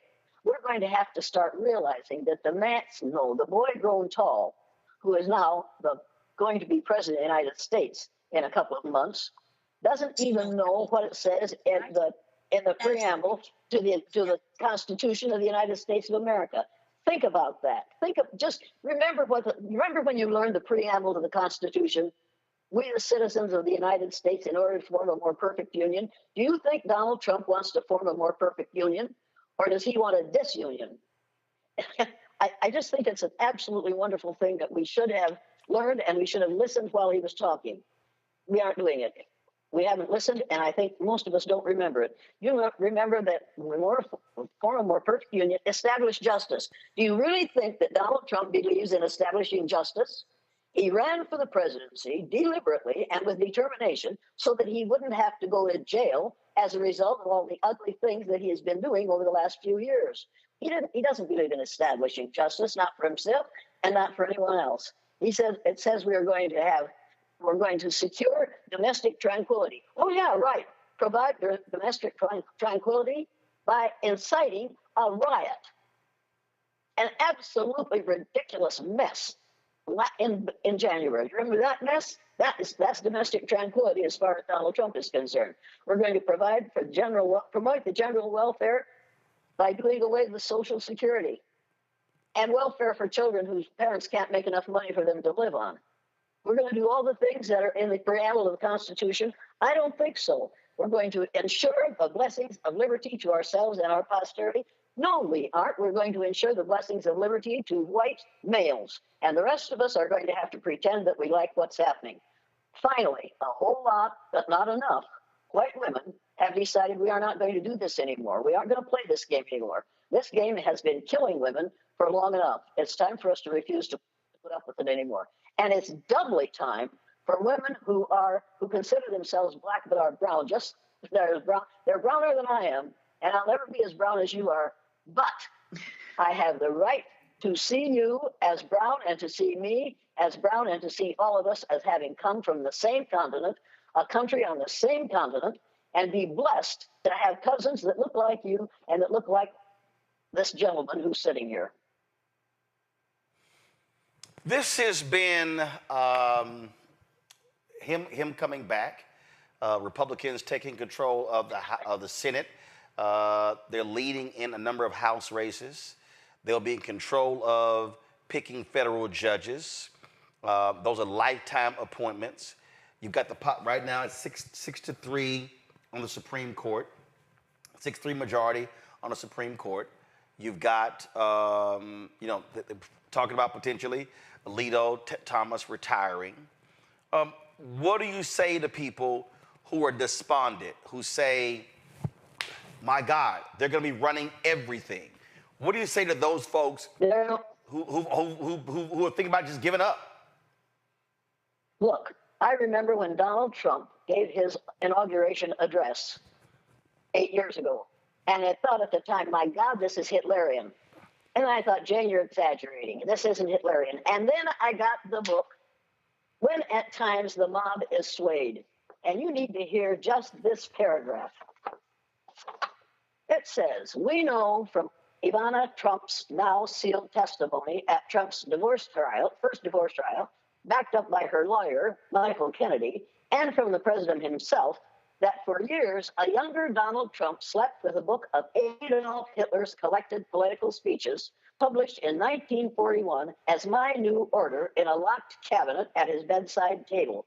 Ugly and appalling as they are, those speeches are masterpieces of demagogic manipulation. People, what we're dealing with is what I remember from the time I was born. I was born in 1933. And from 1933 until 1945, I listened to my father ranting about what Adolf Hitler was doing in Europe and in Germany, and had planned to do with the United States. And here I am at the age of 90, listening to the same demagogic bullshit out of the man who is going to be president of the United States in a couple of months. We have to realize that we defeated Hitler, and we will defeat this man. It won't take 4 years. He'll be in office for 4 years. But think of it this way. He's an old person. I'm older than he is, but he's an old man. And he's not going to live a whole lot longer. We're going to have to outlive him, and we're going to have to refuse to go along to get along while he is the president. There are enough women of color, brown women, very dark women, very brown women, saved this country 8 years ago. 4 years ago, I'm sorry, 4 years ago, they went out in massive numbers and saved this country. They will do it again.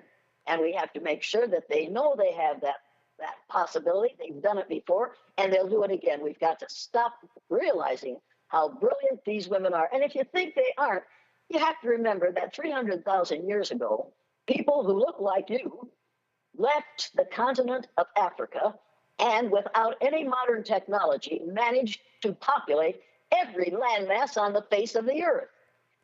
Every landmass on the face of the earth was populated by people who we call black. And they weren't black, they were brown people whose skin was brown because they were exposed to a lot of sunlight. As they moved farther and farther from the equator, their skin, their hair, and their eyes got lighter. Their brains didn't get smaller, but their features got lighter as a result of the response to the natural environment. That's what color is all about.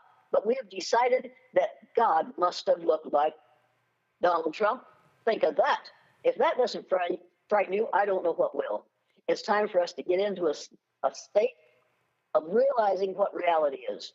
And the reality is that if you get to your thesaurus and look up white, look up black and look up brown, you'll find about 25 synonyms for white in the thesaurus and about 25 or 30 synonyms for black. You'll find 180 synonyms for brown in the thesaurus. That means that there are that many shades of brown that you can apply to skin color on people all over the face of the earth. We are all members of the same race. We're all members of the same color group. It's time to appreciate that. It's time to recognize that. And it's time to educate people to that fact. But Jane, you have people who don't believe that. You have people who believe. I don't care. Of course, we have lots of people who don't believe that, but they're going to have to. They have no choice. They can think it's not true until hell freezes over. But that won't make it a lie. That's the truth. Ye shall know the truth, and the truth shall set ye free. It's time for us to stop believing in different color groups and different races and realize it's only one race and there's only one color group, and it's shades of brown. When we start looking at policy, beyond deportation, matter of fact, before I do that, I just saw, Susie Wiles, who was Trump's campaign manager, he's going to name her chief of staff. And you got folks like Will Cain on Fox News. Let me find this here. He just tweeted, if y'all go to my iPad, worst misogynist just named the first woman chief of staff in U.S. history, C.C. Mark Cuban. Folks, Will Cain, listen, I debated Will a lot. I mean, he ain't the bright on CNN. He ain't the brightest bulb in a dark room. The best thing he's got going for him is a great head of hair. And so, I mean, I used to just destroy him constantly in debates. But, you know, white guys like him actually believe by Trump picking a woman as chief of staff means he's not a misogynist. Well, it means he's not only still a misogynist, he's a stupid one. Because Donald Trump doesn't think right, and he doesn't read right, and he doesn't know what he's talking about, but I think he thinks that's chief of stuff. She can handle stuff, but she isn't capable to handle that staff. She wants a chief of stuff, and that's what he's got. This man is he's a joke, and we have taken him seriously. Do you also think spot where he belongs? You also think, and here's the issue that I have, Jane, that mainstream, and I'm going to call it mainstream white media, they toyed with this. They thought he was amusing. He would say things, oh, that's just Donald being Donald. When I watched this year how Joe Scarborough and Mika were all highly critical of Trump, railing every day, I remember 2015, New York Times did a story about Trump and his treatment of women, and Scarborough and Mark Halperin, they were there on the air. Like that's the best they got. I mean, people out there just gonna say, oh, that's just Trump being Trump. And that's what they did. Everything that happened, oh, that's just Trump being Trump. They normalized his antics and his behavior. And it desensitized people, and it literally got to the point that every time he said something, oh, that's just Trump being Trump, we could just move on. Do you really think that they aren't in any way bothered by the fact that he could buy and sell them tomorrow? Do you really think that they don't realize that he is saying to himself at every opportunity, I could, as my uncle said to my father many years ago, I could buy you and stick you in my vest pocket. Those people know what they have to do in order to stay employed, and they know what they have to do if they want to keep that job and keep their, whatever you want to call what they have. They're afraid to tell the truth. Their sponsors won't let them tell the truth. You know that, and I know that. And that's the reason I get lots and lots of death threats, because telling the truth is not a good idea in this environment. Second round of questions. Greg, actually this time I'll start with Niambi. Mm-hmm.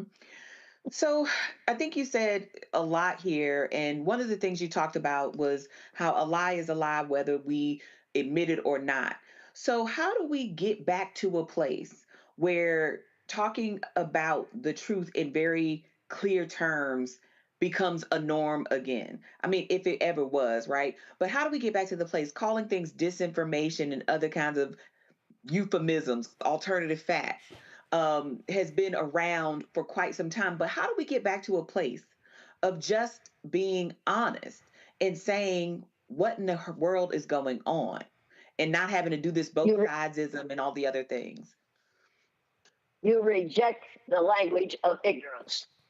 I'm an educator. That word comes from the root "dus," which means lead, the prefix "e," which means out, the suffix "ate," which means the act of, and the suffix "or," which means one who does. An educator is one who leads people out of ignorance. It is not someone who stands there and lets people run their mouths in ways that are absolutely untrue and try to find an excuse for their behavior. You do what my dad said. Don't lie. If you're going to lie, don't lie to me. And he also said, you know the difference between right and wrong. Now do the right thing, goddammit. And that's what we were expected to do. And that's what we did. When someone starts to roll out some of that nonsense that you know is nonsense, you not only have the right, you have the responsibility to say, wait a minute, stop right there. I have here a book that says that just what you just said was a total lie. Do not tell that in my presence. Now, you lose a lot of friends that way, and if you're somebody like me, you lose a lot of family members. But at least you know the truth and you aren't afraid to tell it. My father said, tell the truth, by God. Sometime it'll hurt you, but you better tell the truth. I believe in telling the truth. It isn't pretty, but we better stick to the truth instead of believing. We'll just shade it a little bit today, and tomorrow we'll say, well, we didn't really mean it. Donald Trump means it. People said, well, he's just saying those things. He meant every word of it. And he's going to live with what he planned to do. When he said, I have concepts, he didn't mean he had concepts. He said, I have plans as to what I'm going to do with this country when I get back in the presidency. However, he forgot that after 4 years, he won't be able to run again. So he's going to fix it so he doesn't have to run again. And he has said that. He has said openly, you'll never have to worry about voting again if I'm the president. People take him at his word. That's exactly what he means. Fix it so that he doesn't ruin this country totally with his behaviors in the next 4 years. Lauren. Did I answer your question? Yes. Jane, I really don't have a question. You filled in all the blanks for me, so I really don't have a question. But thanks. Greg? Well, thank you, Roland. Okay. Sister Elliott, we know that white and black are not real in biology, and we also know that, of course, they exist as social forces and as a kind of racial contract. I wonder if you have any thoughts about reparations in this sense. We know in California, some of the folks who are saying, of course, the Supreme Court would not recognize race as a protected class that would allow people to get reparations based on their racial identity. That's their colorblind constitutionalism. We know that. But we also, so if lineage, if tracing back to enslavement would qualify people who were descended from people who were enslaved in the United States, if that were able to survive legal challenge, and I don't think it will because they'll use it as a proxy for race, but let's say it did, should white people proving black ancestry, which is a form, I guess, of embracing their black identity, right? Should white people proving black ancestry be eligible for reparations? If they're promised reparation, they'll go back and they'll choose that black ancestry immediately. That's all you have to do to mess the whole situation up, is tell white people that they have black ancestry and they are entitled to reparations. If you're gonna really mess yourself up if you do that. Think about that for a very long time before you do it. However, if you're going to give reparations to people who really deserve it, let's give it to the people who had this land before white folks came and stole it from them. Let's give reparations to the First Nations people who also came from Africa and were here long before slavery started, coming from Africa as being brought here by white people who didn't want to work but brought people here to work and so they wouldn't have to. Let's talk about reparations to the First Nations people, shall we? I agree, but I mean, okay, that's interesting because I do think that. Ma'am. Let's give the land back to the people who were here first, and they came from Africa, but we called them red men. We called them red people because we didn't know any better, and we didn't want to admit that they were here long before any people from Europe got here. We think that Columbus discovered America. Thor Heyerdahl said you can't discover a place where people are already living. They discovered it before you got there. This land was discovered long, long before Columbus was a gleam in his father's eye. But you see, we don't tell the truth in history, and we work really hard at deciding what is and is not true, based on what white males say should be regarded as truth. That's scary to me, that we are still listening to white males tell us what is and what is not true. Absolutely. Yeah, and I agree with you on reparations. People, the people who think that lineage won't be used as a proxy for race don't really understand how the American legal system works today. It will absolutely be used as a proxy for race, which then leads me to maybe a final question. Everything we're talking about, of course, exists because of the nation state, because of constructs of belonging and not belonging. And when you talk about reparations for the indigenous people, which of course I agree with 100%, is it possible for us to get rid of race as long as we hold on to this concept of the nation state? In other words, the idea that some people, okay, well, then tell us a little bit about that, particularly as it relates to citizenship, who belongs, who doesn't belong. Absolutely, it's going to be taken care of by nature. People who call themselves white are going to become a smaller and smaller and smaller percentage of the population of the earth. It's down to 15 to 18% right now. And eventually we will have educated people enough that they realize that there are no white people, so you can't base your importance or your status or your brilliance on something that doesn't exist, which is the whiteness of your skin. It's time, and we will eventually educate people to the reality. It's time for us to tell our children and our grandchildren and my great-grandchildren, of which I have 5, the truth about the human race, that we're all members of the same one. And skin color is not an indicator of brilliance. If it were, when you go out on the beach next week and you see all those pale, stale females lying out there on the beach trying to get tan, then you'd have to say to yourself, uh-oh, in the summer, whites get dumber. If skin color is an indicator of intelligence, it is not, people. It is an indicator of what the human body has done in response to the natural environment over 300,000 years. Get used to it and realize that before you die, but not before I die, but before you die, brown will be the color of everyone. We'll all have decided that we're all shades of brown, and we'll get over the idea of black and white and red and yellow. For the love of heaven, this has only been going on for 500 years. I think it's time to get over it. And if you don't get over it, if you insist on using the vernacular of the 1500s, 1400s, and 1500s, then you men must all come to work wearing knee breeches and pointy-toed shoes with little rosettes on the toes and powdered wigs.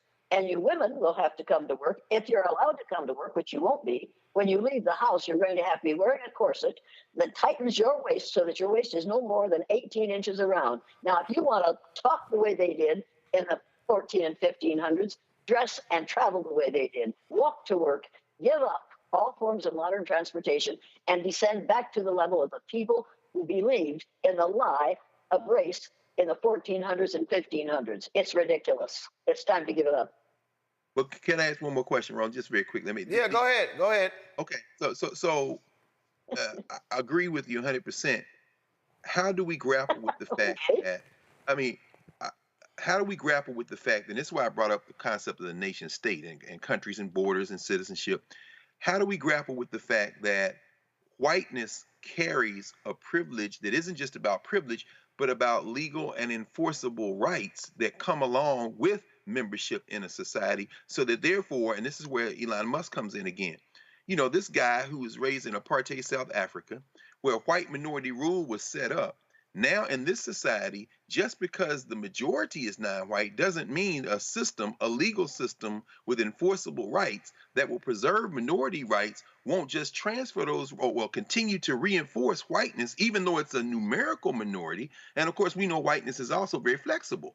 So that where earlier we were talking about the Italians, the Irish, others who were brought into whiteness by defining themselves by not being black, we're seeing the same thing in the Spanish-speaking community, and in something we really don't want to talk about, I don't think, the Arab community as well. The Palestinians are the orphans of the region, even as they're treated by the Saudis and others. In Dearborn, Michigan, the Arabs, who on the United States Census, Arab is classified in white, right? They are also invited into whiteness. How do we grapple with the fact that whiteness also carries some legally enforceable benefits?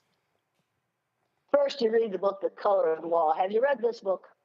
Yes. If you haven't read the book, The Color, yeah, you have read it. There's a lot of good stuff in there that will answer your question. Come on, Jane. But what we have to do is Jane, you don't see all Jane, you don't see all them damn books behind Greg.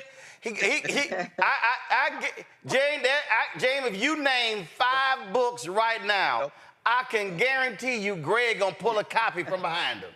He's selling the wolf ticket. No, don't do that. I was going to get the color of law, though. But anyway. Attack from within. Attack from within. Attack from within. Have you read it? Attack from Within. That one I don't know. She got me wrong. She got you, Greg. Greg, she got you. Maybe. Oh boy. Get the book, Attack from Within. And then you'll know where Donald Trump gave that business about attack from within. He got it from this woman. Read this book if you haven't read it. Have you read? Have you read? Came out in February. Have you read When at Times the Mob? Have you read it When at Times the Mob is Swayed? No, these are popular books, right? Because Attack from Within looks like it came out this year. What are you talking about? Well, listen, dude. No, this didn't come out this year. It came out several years ago. Hey, darling, you're playing catch-up ball when you're talking to me. I was reading books when you were 5 years old. I'm sure you were, but I really would appreciate an answer to that question of citizenship and how whiteness and minority. Oh, go ahead. They do. All right, we do it. It happens because we allow it. As long as you allow it, that's how long it will continue. You're going to have the nerve and the guts and the determination to say, no, by God, there are no white people and there are no black people. Unless you have a severe problem, you are not white. We've got to get over the idea of whiteness. It is a lie that has been told for less than 500 years. We need to give it up. But as long as you go along to get along, that's how long it will remain strong. Okay. The people in the United States of America within the next 25 years are going to have to realize that not only are they not white, but they are also no longer in the numerical majority in this country. And that is what has white males scared to death, because they're afraid that if they lose their power, they will be treated by other people the way we have treated those other people. That's what's going on. When I do the blue-eyed, brown-eyed exercise, and I know this sounds childish to you, but it's a good lesson. When I do the blue-eyed, brown-eyed exercise, I realize on the first day, brown-eyed people are on top, blue-eyed people are on the bottom. Second day, and the brown-eyed people are vicious to the blue-eyed kids. Second day, I dread to go back into the room and reverse that because I know the blue-eyed people are going to get even. They say they are going to get even. I listen to the boys in the restroom say we're going to get even with those brownies when we're on top. Then they get on top. And every year, and I've done it for years, the blueies don't get even. And at the end of the program, on the next day, I say to them in the magic circle, you blue-eyed kids said you were going to get even with the brownies. Why didn't you get even? And almost in a chorus, every year they say the same thing. Because we found out how it feels to be on the bottom, and we didn't want to make anybody feel as bad as we did when we were on the bottom. That, I think, is the hope of humankind.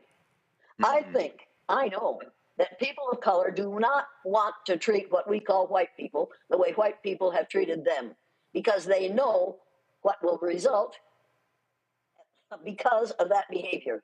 We will separate ourselves and divide ourselves and stay that way forever until white people realize that they don't have to fear people of other color groups, other darker brown groups. All they have to do is realize that we are all the same humans under the skin, and the color of our skin is just the result of our body's response to the natural environment. It has nothing to do with being God's chosen children.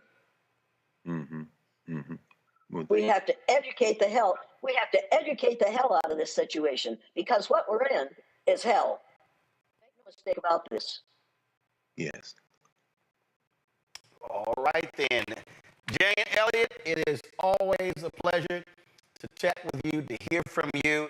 I want to encourage everybody who's watching this, everybody, to get Todd Mealy's book, not only because it's the biography of Jane and not only because he interviewed me for it, but really, it is a great story of a woman who, the day after Dr. King was assassinated, committed her life to this work, and she's been pissing people off ever since.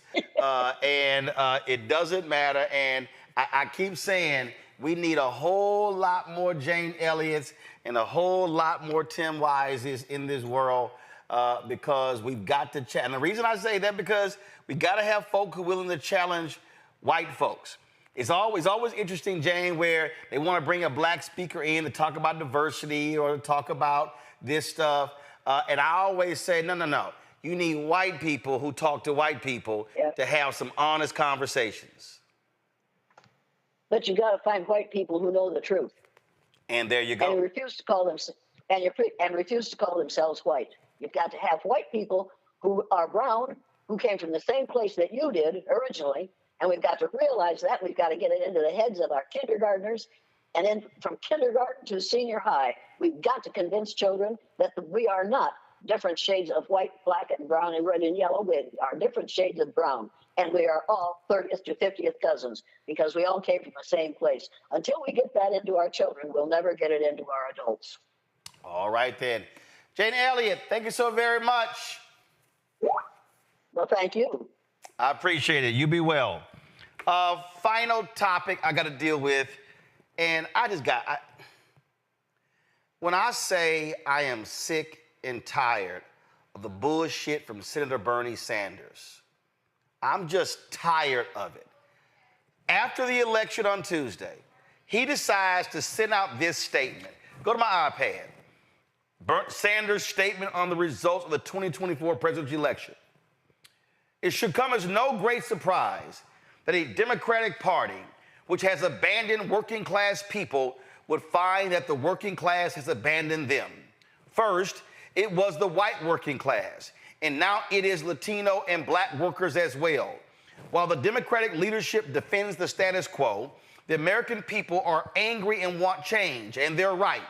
Today, while the very rich are doing phenomenally well, 60% of Americans live paycheck to paycheck, and we have more income and wealth inequality than ever before.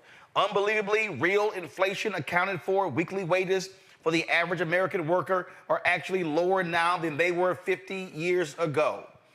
Today, despite an explosion in technology, worker productivity, and he goes on and on and on. He goes on talking about the spending with Israel.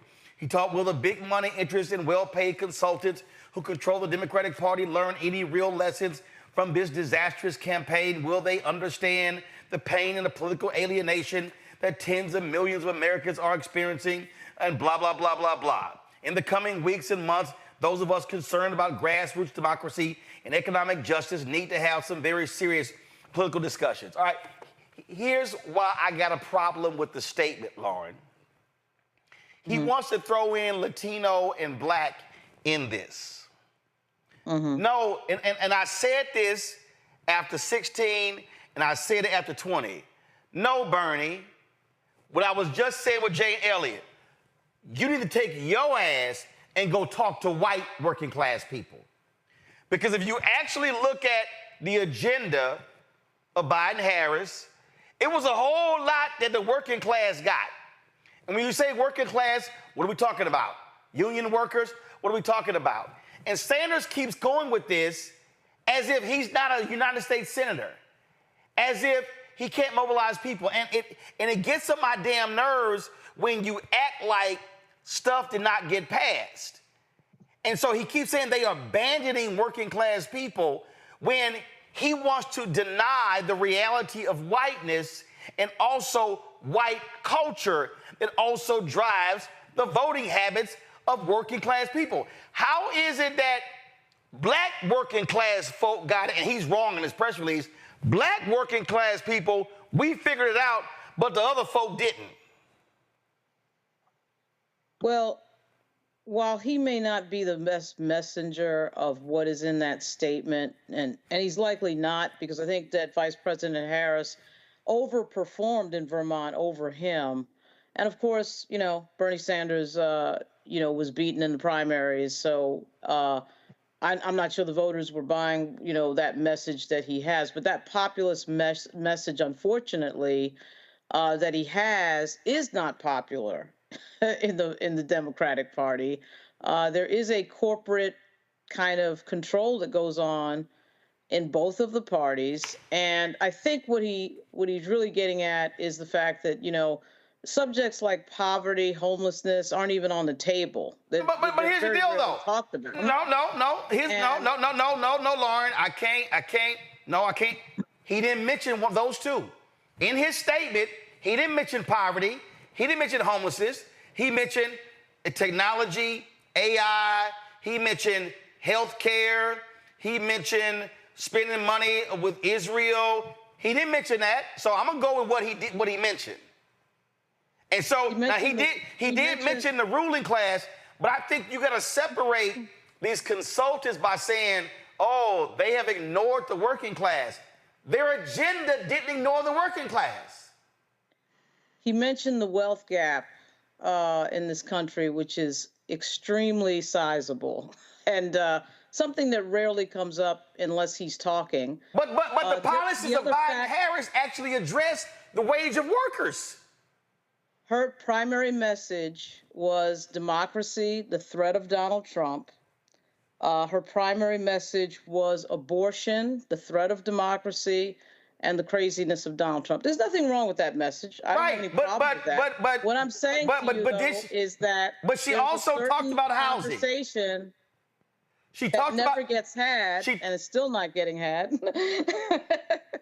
I mean, anytime anybody brings this up, it's like nobody can talk, right? When we talk about poverty or homelessness or 40 million people in poverty, like nobody wants to hear that. Well, first of all, I don't know who the hell nobody is. I don't know who nobody is because we talk about it.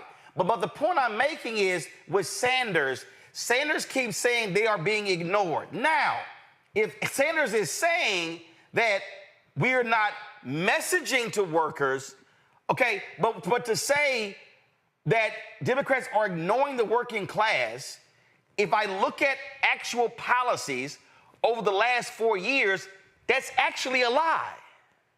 Nina Turner tried to run, remember, for Marcia Fudge's seat. Who did she get blocked by? She got blocked by the leadership in the Democratic Party. I'm not Nina Turner got blocked by. She got blocked by voters in the district. Is a disciple of Bernie Sanders, and the Democratic Party doesn't want to hear that message. I mean, I'm not saying they're wrong. No. She lost. She got blocked by the voters in the district. No. Yeah, she got blocked by the Democratic Party. Okay, no. First of all, let's be clear. She ran what, 2 or 3 times? Okay. Yeah. And let's be clear. The first time she also outraised folks. But I'm still dealing with Sanders here. Again, is the question. Bush and Summerlee and Jamal Bowman, nobody stands up for them. Nobody says anything. When they talk about populist stuff, nobody wants to hear it. When I say nobody, I say the leadership in the Democratic Party. Okay, specify then. Don't say nobody. Nobody. Because that's not true. Okay. No. Don't say nobody. Like they're outcasts. They're rebels. They're problematic. I'm telling you, Roland, I know that Bernie Sanders is not the right messenger. I'm not disagreeing with that. But what I am saying is that there are certain topics that when they come up, there are Democrats in the leadership that really just don't want to hear it. And what I'm saying is Vice President Harris's primary message, no problem, was on abortion, was on democracy, I got it. No problem. Was on Trump being dangerous, no problem. That her primary message was those things, but what people want to hear about is the economy and, of course, jobs. And what I'm saying is, if you're Sanders, be specific. When I read Niambi, Democrats ignore the working class, and I look at actual policy, that's not true. Now, they don't message it, Roland. Okay, hold on. And what I'm saying, Lauren, messaging. No, Lauren. Messaging and ignoring are two separate things. So why are they not messaging that? They have done a lot of things. Why are they messaging it? And again, what I'm saying is there's a difference between when somebody says ignore, that means you're actually doing nothing. Niambi, when I look at actual policies, the policies are there. Now, if you're saying that should be the primary message, it's a different conversation. And this is where Sanders gets criticized because he's constantly saying Democrats are doing nothing for the working class, and then people go, this. What is this called? Niambi, go ahead. Yeah, well, I think part of it is just the sort of a misunderstanding. This realignment happened long before Trump got into office. He benefited off of the white working class walking away from Democrats in the 1980s. So this is not a new trend. He's not rearranged the sort of political landscape and made all these white working class voters come to him. They've been there. I think what is bothersome perhaps about the Sanders messages, it always comes back to let's go after these people who don't show up for you and try to get them back. And what you're saying is, well, the attempts to try to get them back are still not convincing. And Lauren is saying it's the messaging. I think it's a little bit of all of those things. The white working class has found themselves angry and left behind. That's not necessarily the Democrats' fault, but they feel like it is. So they've gone to Republicans who've shown themselves anti-union, to not have been very invested in building the infrastructure in their communities, like really the Biden administration, right? Trying to ramp up infrastructure in these communities. But what they also want is a world and a life that is just not coming back. And I think that's a really hard message to take. But I think we hear this every few years from Bernie Sanders. And I think what strikes me is that what it basically says is stop talking about all this other stuff and talk about stuff that white working class men want to hear. And to do that, perhaps, I'm not saying it does, means that to do that in a way that they want to hear, you have to abandon your core base. And what Democrats are trying to do is talk about this stuff broadly, and not talk about or talk to them directly. And I think that's where the misstep is, not necessarily in the policy. It's in how are they reaching out to these communities. But it's also hard to argue with racism.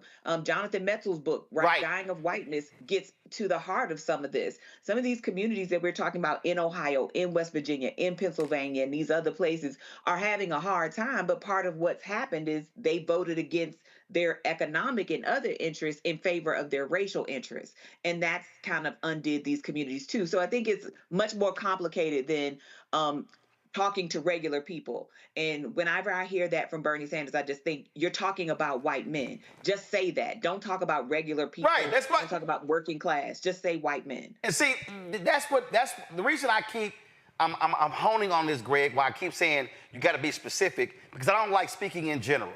And when Bernie, and I remember, a few years ago when Bernie Sanders was going in on identity politics, and I said, I hit Jeff Weaver and I was like, yo, he keep doing that shit, I'm gonna light his ass up. And he actually said, can I get y'all together? I said, sure. And I went to a meeting in his office in Washington, D.C. And I literally said, Senator Sanders, I'm being clear with you. I'm gonna light your ass up if you keep doing this, because when he kept saying identity politics, what I said, what you don't understand is all politics is identity. I said, but when you refer to identity politics, he was in his feelings because black people did not vote for him against Hillary. He was in his feelings because other people didn't. Well, he also did not campaign directly to a lot of those audiences. He didn't have the history other folks did. And so when he's making these points, he wants to make it as if, oh, we're not speaking to their interests. Well, here's the deal. West Virginia is broke as shit. Is illiterate as hell. They get more government funding, and they are on the government dime.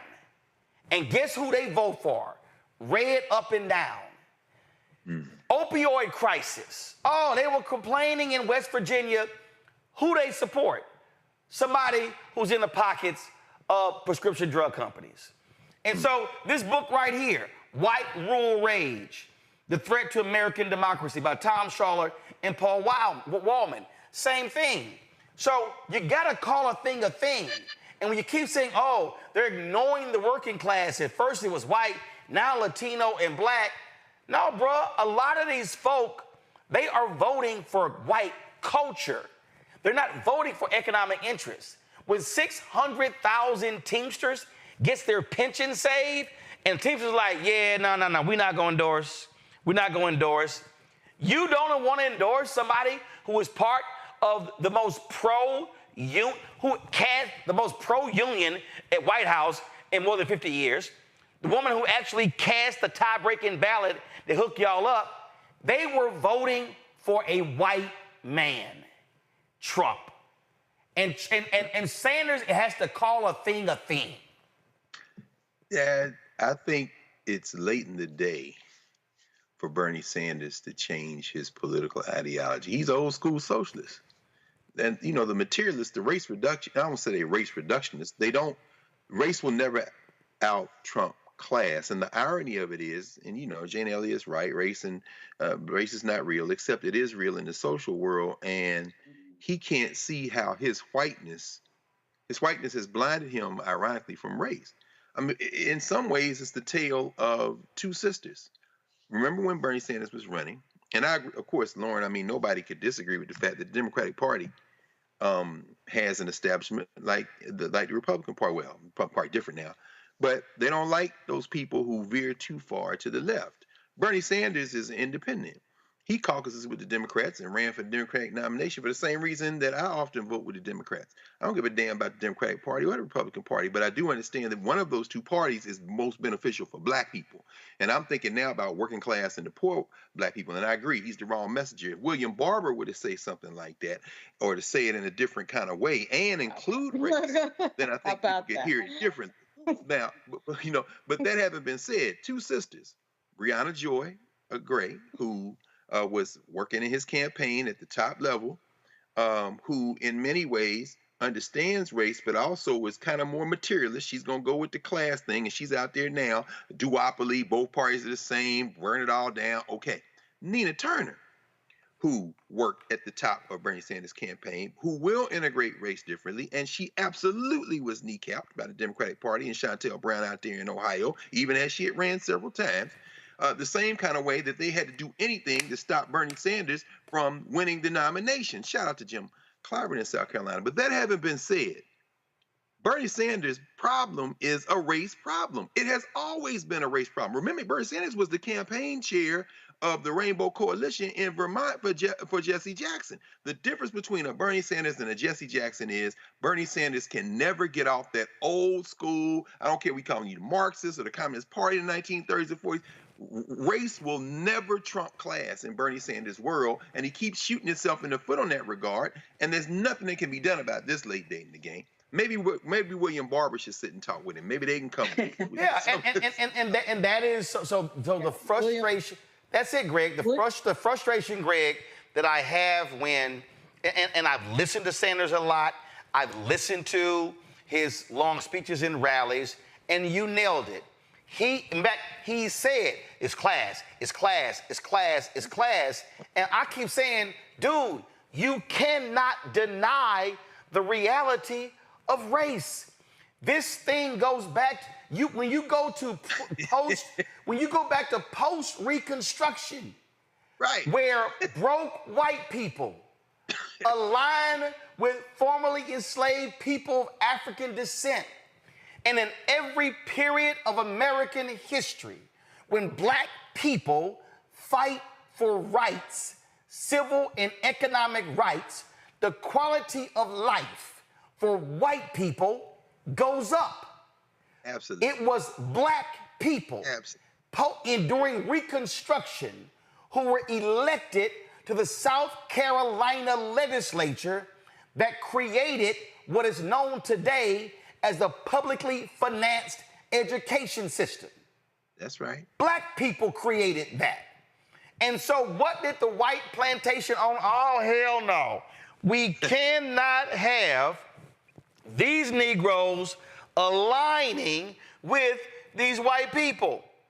So what did they do?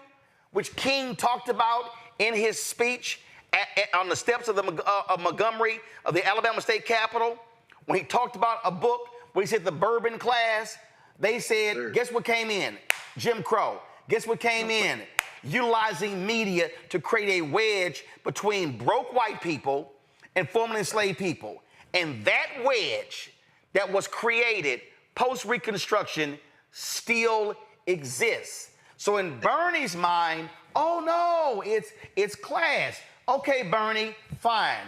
Please show me where broke white people are aligning with broke black people, and let's go down the line. Let's name right now 5 broke-ass states with a lot of black people and white people. Okay, please show me, Bernie, where class in Mississippi, they're voting for Democratic policies. No. Show me in South Carolina. Show me in Arkansas. Show me in Louisiana. Show me in Georgia.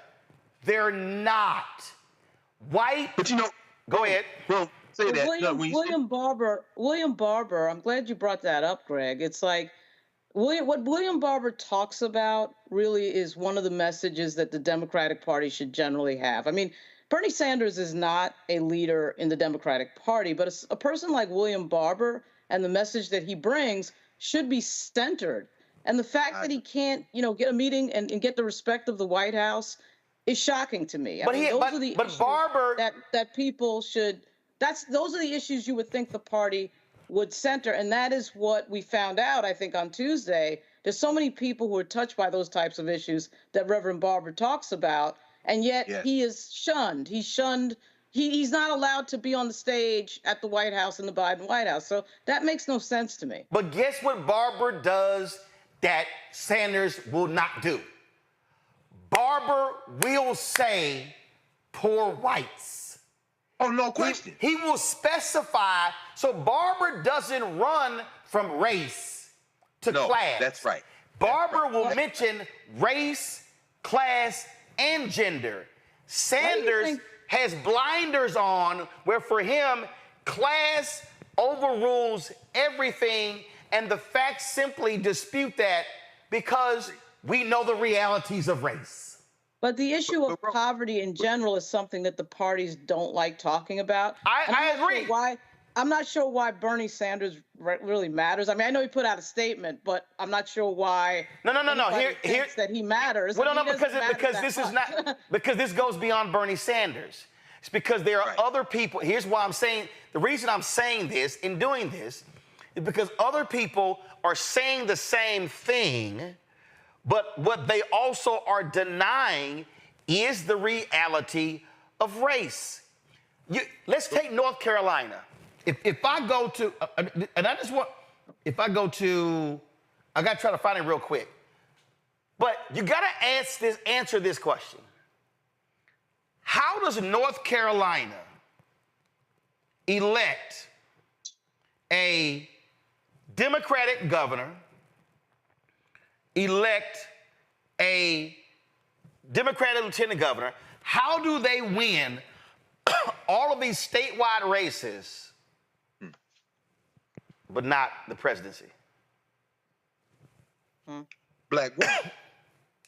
And a black woman who is running, and again, this isn't a critique of Kamala Harris. I think Lauren is really onto this here. We all know what happened with Reverend Jackson and the Rainbow Coalition.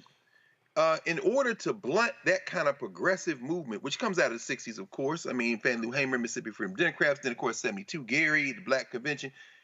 The rise of Bill Clinton, the Sister Soldier moment, the whole concept of executing a black man, signing a death warrant, and going back on the campaign trail. The Democratic Party made a choice in the 90s, particularly 1992. They made a choice to evade all of that force, meaning talking about the poor, talking about the kind of coalitions that Lyndon Johnson was able to copy. Yeah, they were about the DLC. The DLC. The DLC, no question. And so here we are at a moment where whether Kamala Harris's personal sensibilities and heart was in that place, and I'm not saying they were or they won't, you can never be the nominee of the Democratic Party talking about the poor. This is what Reverend Barber's talking about, of course, and this is what Bernie Sanders is talking about, but he doesn't have race in. Finally, race in his analysis. Finally, it's very interesting because what we're seeing in the 48 hours since we all were sitting there with you and watching this election, I'm watching these black academics, people like my friends, Robin Kelly, Keeanga-Yamahtta Taylor, they're all on Democracy Now!, talking about the Democratic Party now needs to turn to that direction. The poor, the underclass, they got to change foreign policy. Guess what? That, friends, is never going to happen. So in North Carolina, the Democratic Party will continue to double down on putting the face of diversity at the top of their ticket, or putting the face of it, and they will lose elections because rather than grapple with the fact that white people are not going to vote for black people in the same numbers for the reason that you have just identified, because the rich whites gave the poor whites whiteness as battle pay to keep those poor people poor and keep the blacks away from them, the Democratic Party is going to continue to lose elections. I don't have a fix for this. You can't keep doubling down and moving right. You said it yourself many times. Bernie Sanders is the wrong messenger for sure, but the poor will remain outside of the target interest of the Democratic Party. And guess who's sitting outside in the hall with Bernie Sanders, who they can avoid comfortably? William Barber, which offends the hell out of all of us who know that that is the only way the Democratic Party can revive itself. Until then, we're going to be for white nationalists to the thing fall. All I desire, all I'm saying here, all I desire when we're having this conversation is for white Democrats like Bernie Sanders to go have direct conversations with white voters. And this is what I would love to see. I would love to see, okay, so Bernie, since you keep saying this, I want you to say, I'm gonna go, he just lost, and I wonder why he didn't do this, but I'm gonna go to Ohio with Sherrod Brown to talk to poor white people and ask them, how did y'all elect a car salesman? That'd be a great move. Who's MAGA supported? Absolutely. I would love for Bernie Sanders to gather some white Democrats to go to Michigan with newly elected U.S. Senator Slotkin and say, we're going to have a direct conversation. I don't need Bernie in Detroit. Right. I need some black people in Detroit to say, Detroit, why in the hell your turnout was 47%? That's a different conversation. I'm going to need Bernie to go into Pennsylvania, not Philly, not Pittsburgh, and the suburbs, but the other areas where the white folks act like they're in Alabama. See, again, this is the thing. It's real interesting how white Democrats who keep saying this, how they don't want to go actually engage white people. Right. That's all I'm saying here.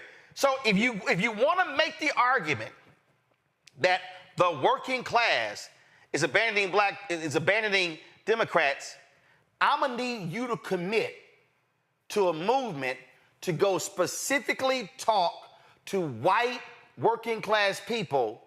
Absolutely. Because that's how Hillary Clinton lost Ohio by 450,000 votes. Absolutely. That's how Democrats lose in Georgia and North Carolina. That's how they lose in these places. And you know what the Bernie Sanders and Democrats want us to do? They want black people to over-index to make up for it. So here's your assignment, Bernie Sanders.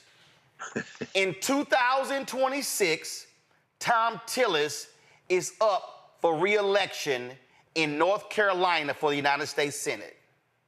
I want you, Bernie Sanders, to target white working class people in North Carolina, white rural voters in North Carolina, and I want you to go to them to make the argument, whoever's going to be the Democratic nominee for the United States Senate, and also why they support the Democratic nominee for president in 2028. I don't want you going to black counties. I want you going to talk to the white folks, because this is the problem.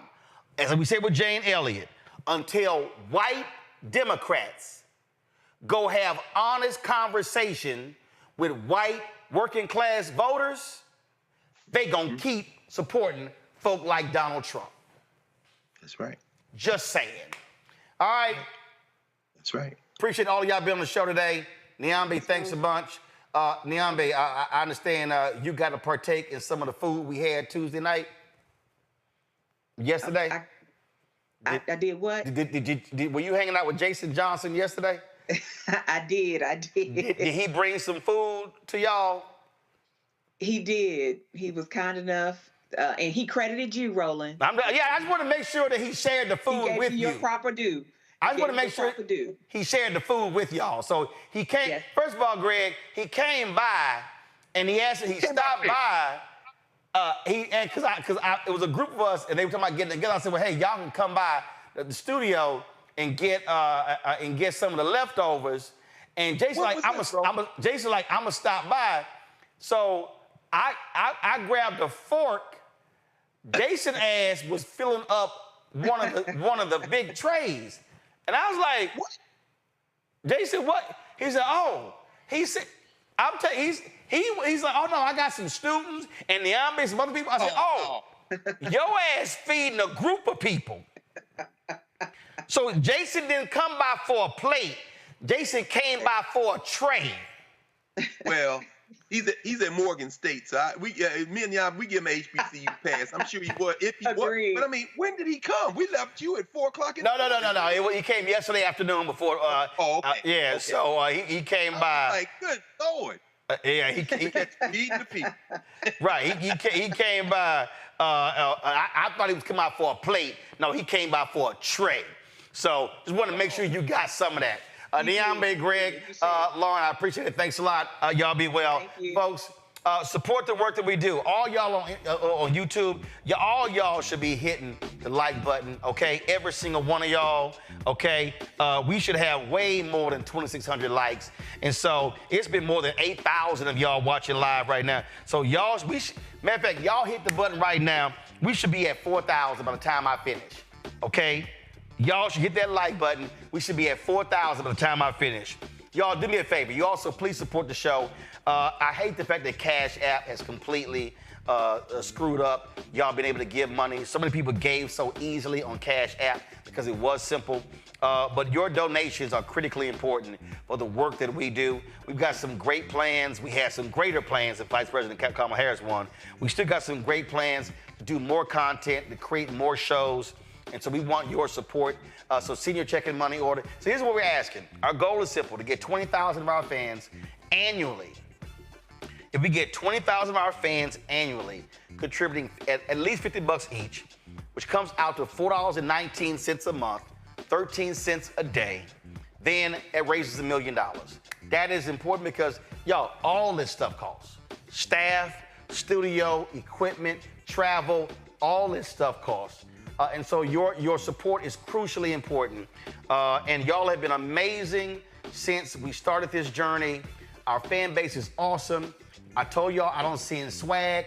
All the money goes right back into the show to pay for the things we pay for. We're trying. I mean, and I ain't got no problem. I'm telling you right now. Right now, we're trying to hire 3 new staffers. And it's going to be about $185,000 to $200,000, okay? And so when I say these things, I'm in very serious terms of what we're trying to do. And so everything, look, like we're paying for, okay? You know, our expenses are $195,000 a month, okay? So I'm being real clear with y'all in terms of what we're doing. So when you give, trust me, it all goes to make this show possible. And we have other shows that we're doing as well. And so send your check and money order to P.O. Box 57196, Washington, D.C., 20037-0196. YouTube, we had 3,400 likes. We need 600 more to get to 4,000. Y'all hit that damn like button. Let's go. Y'all playing around. PayPal is R. Martin Unfiltered. Venmo is RM Unfiltered. Zelle is RolandSMartin.com. Download our Black Star Network app. Okay, you can take it wherever you go. Of course, that's available on Apple phone, Android phone, Apple TV, Android TV, Roku. Amazon Fire TV, Xbox One, Samsung Smart TV. Also get the Black Star, download, get my book, White Fear, How the Browning of America is Making White Folks Lose Their Minds. Available at bookstores nationwide. Get the audio version on Audible. Y'all be sure to get the graphic from Keenan. Also, y'all, we podcast this show. And so we're available on all podcast platforms. And so if you want to download the audio to this show, then you can do that as well. And also, so let me go ahead and address this. So you got somebody sitting here. I love this person's name. I know better than you. Can someone explain spending $200K a month on YouTube channel expenses? Well, clearly your ass don't know better than me. And so since you want to understand why you have $195,000 expenses, I'll tell you rent is $20,000 alone. You also have staffing costs that also cost that are more than $100,000.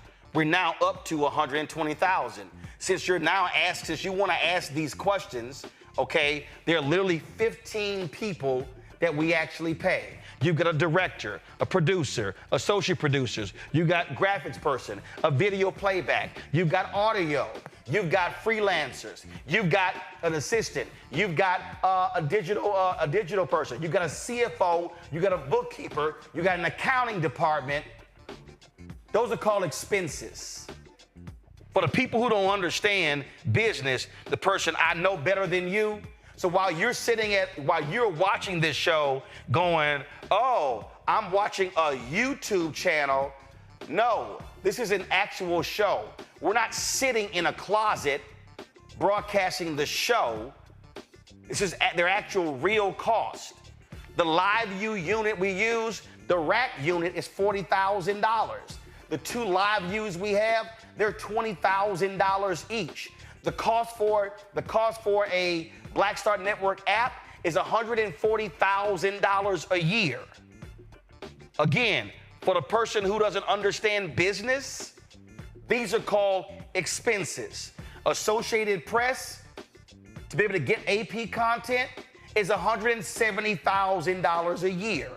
So when you watch this show and you're seeing all of these things, those things cost money. And that's why 32,000 people have donated to our show since we launched September 4th, 2018.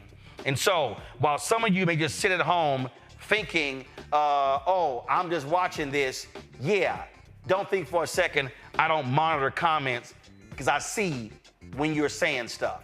So if y'all want to support the work that we do and not freeload, pull it up again. Check and money order, P.O. Box 57196, Washington, D.C., 20037-0196. And I love this person sitting here going, oh, this channel is so repulsive. Guess what, Muffy?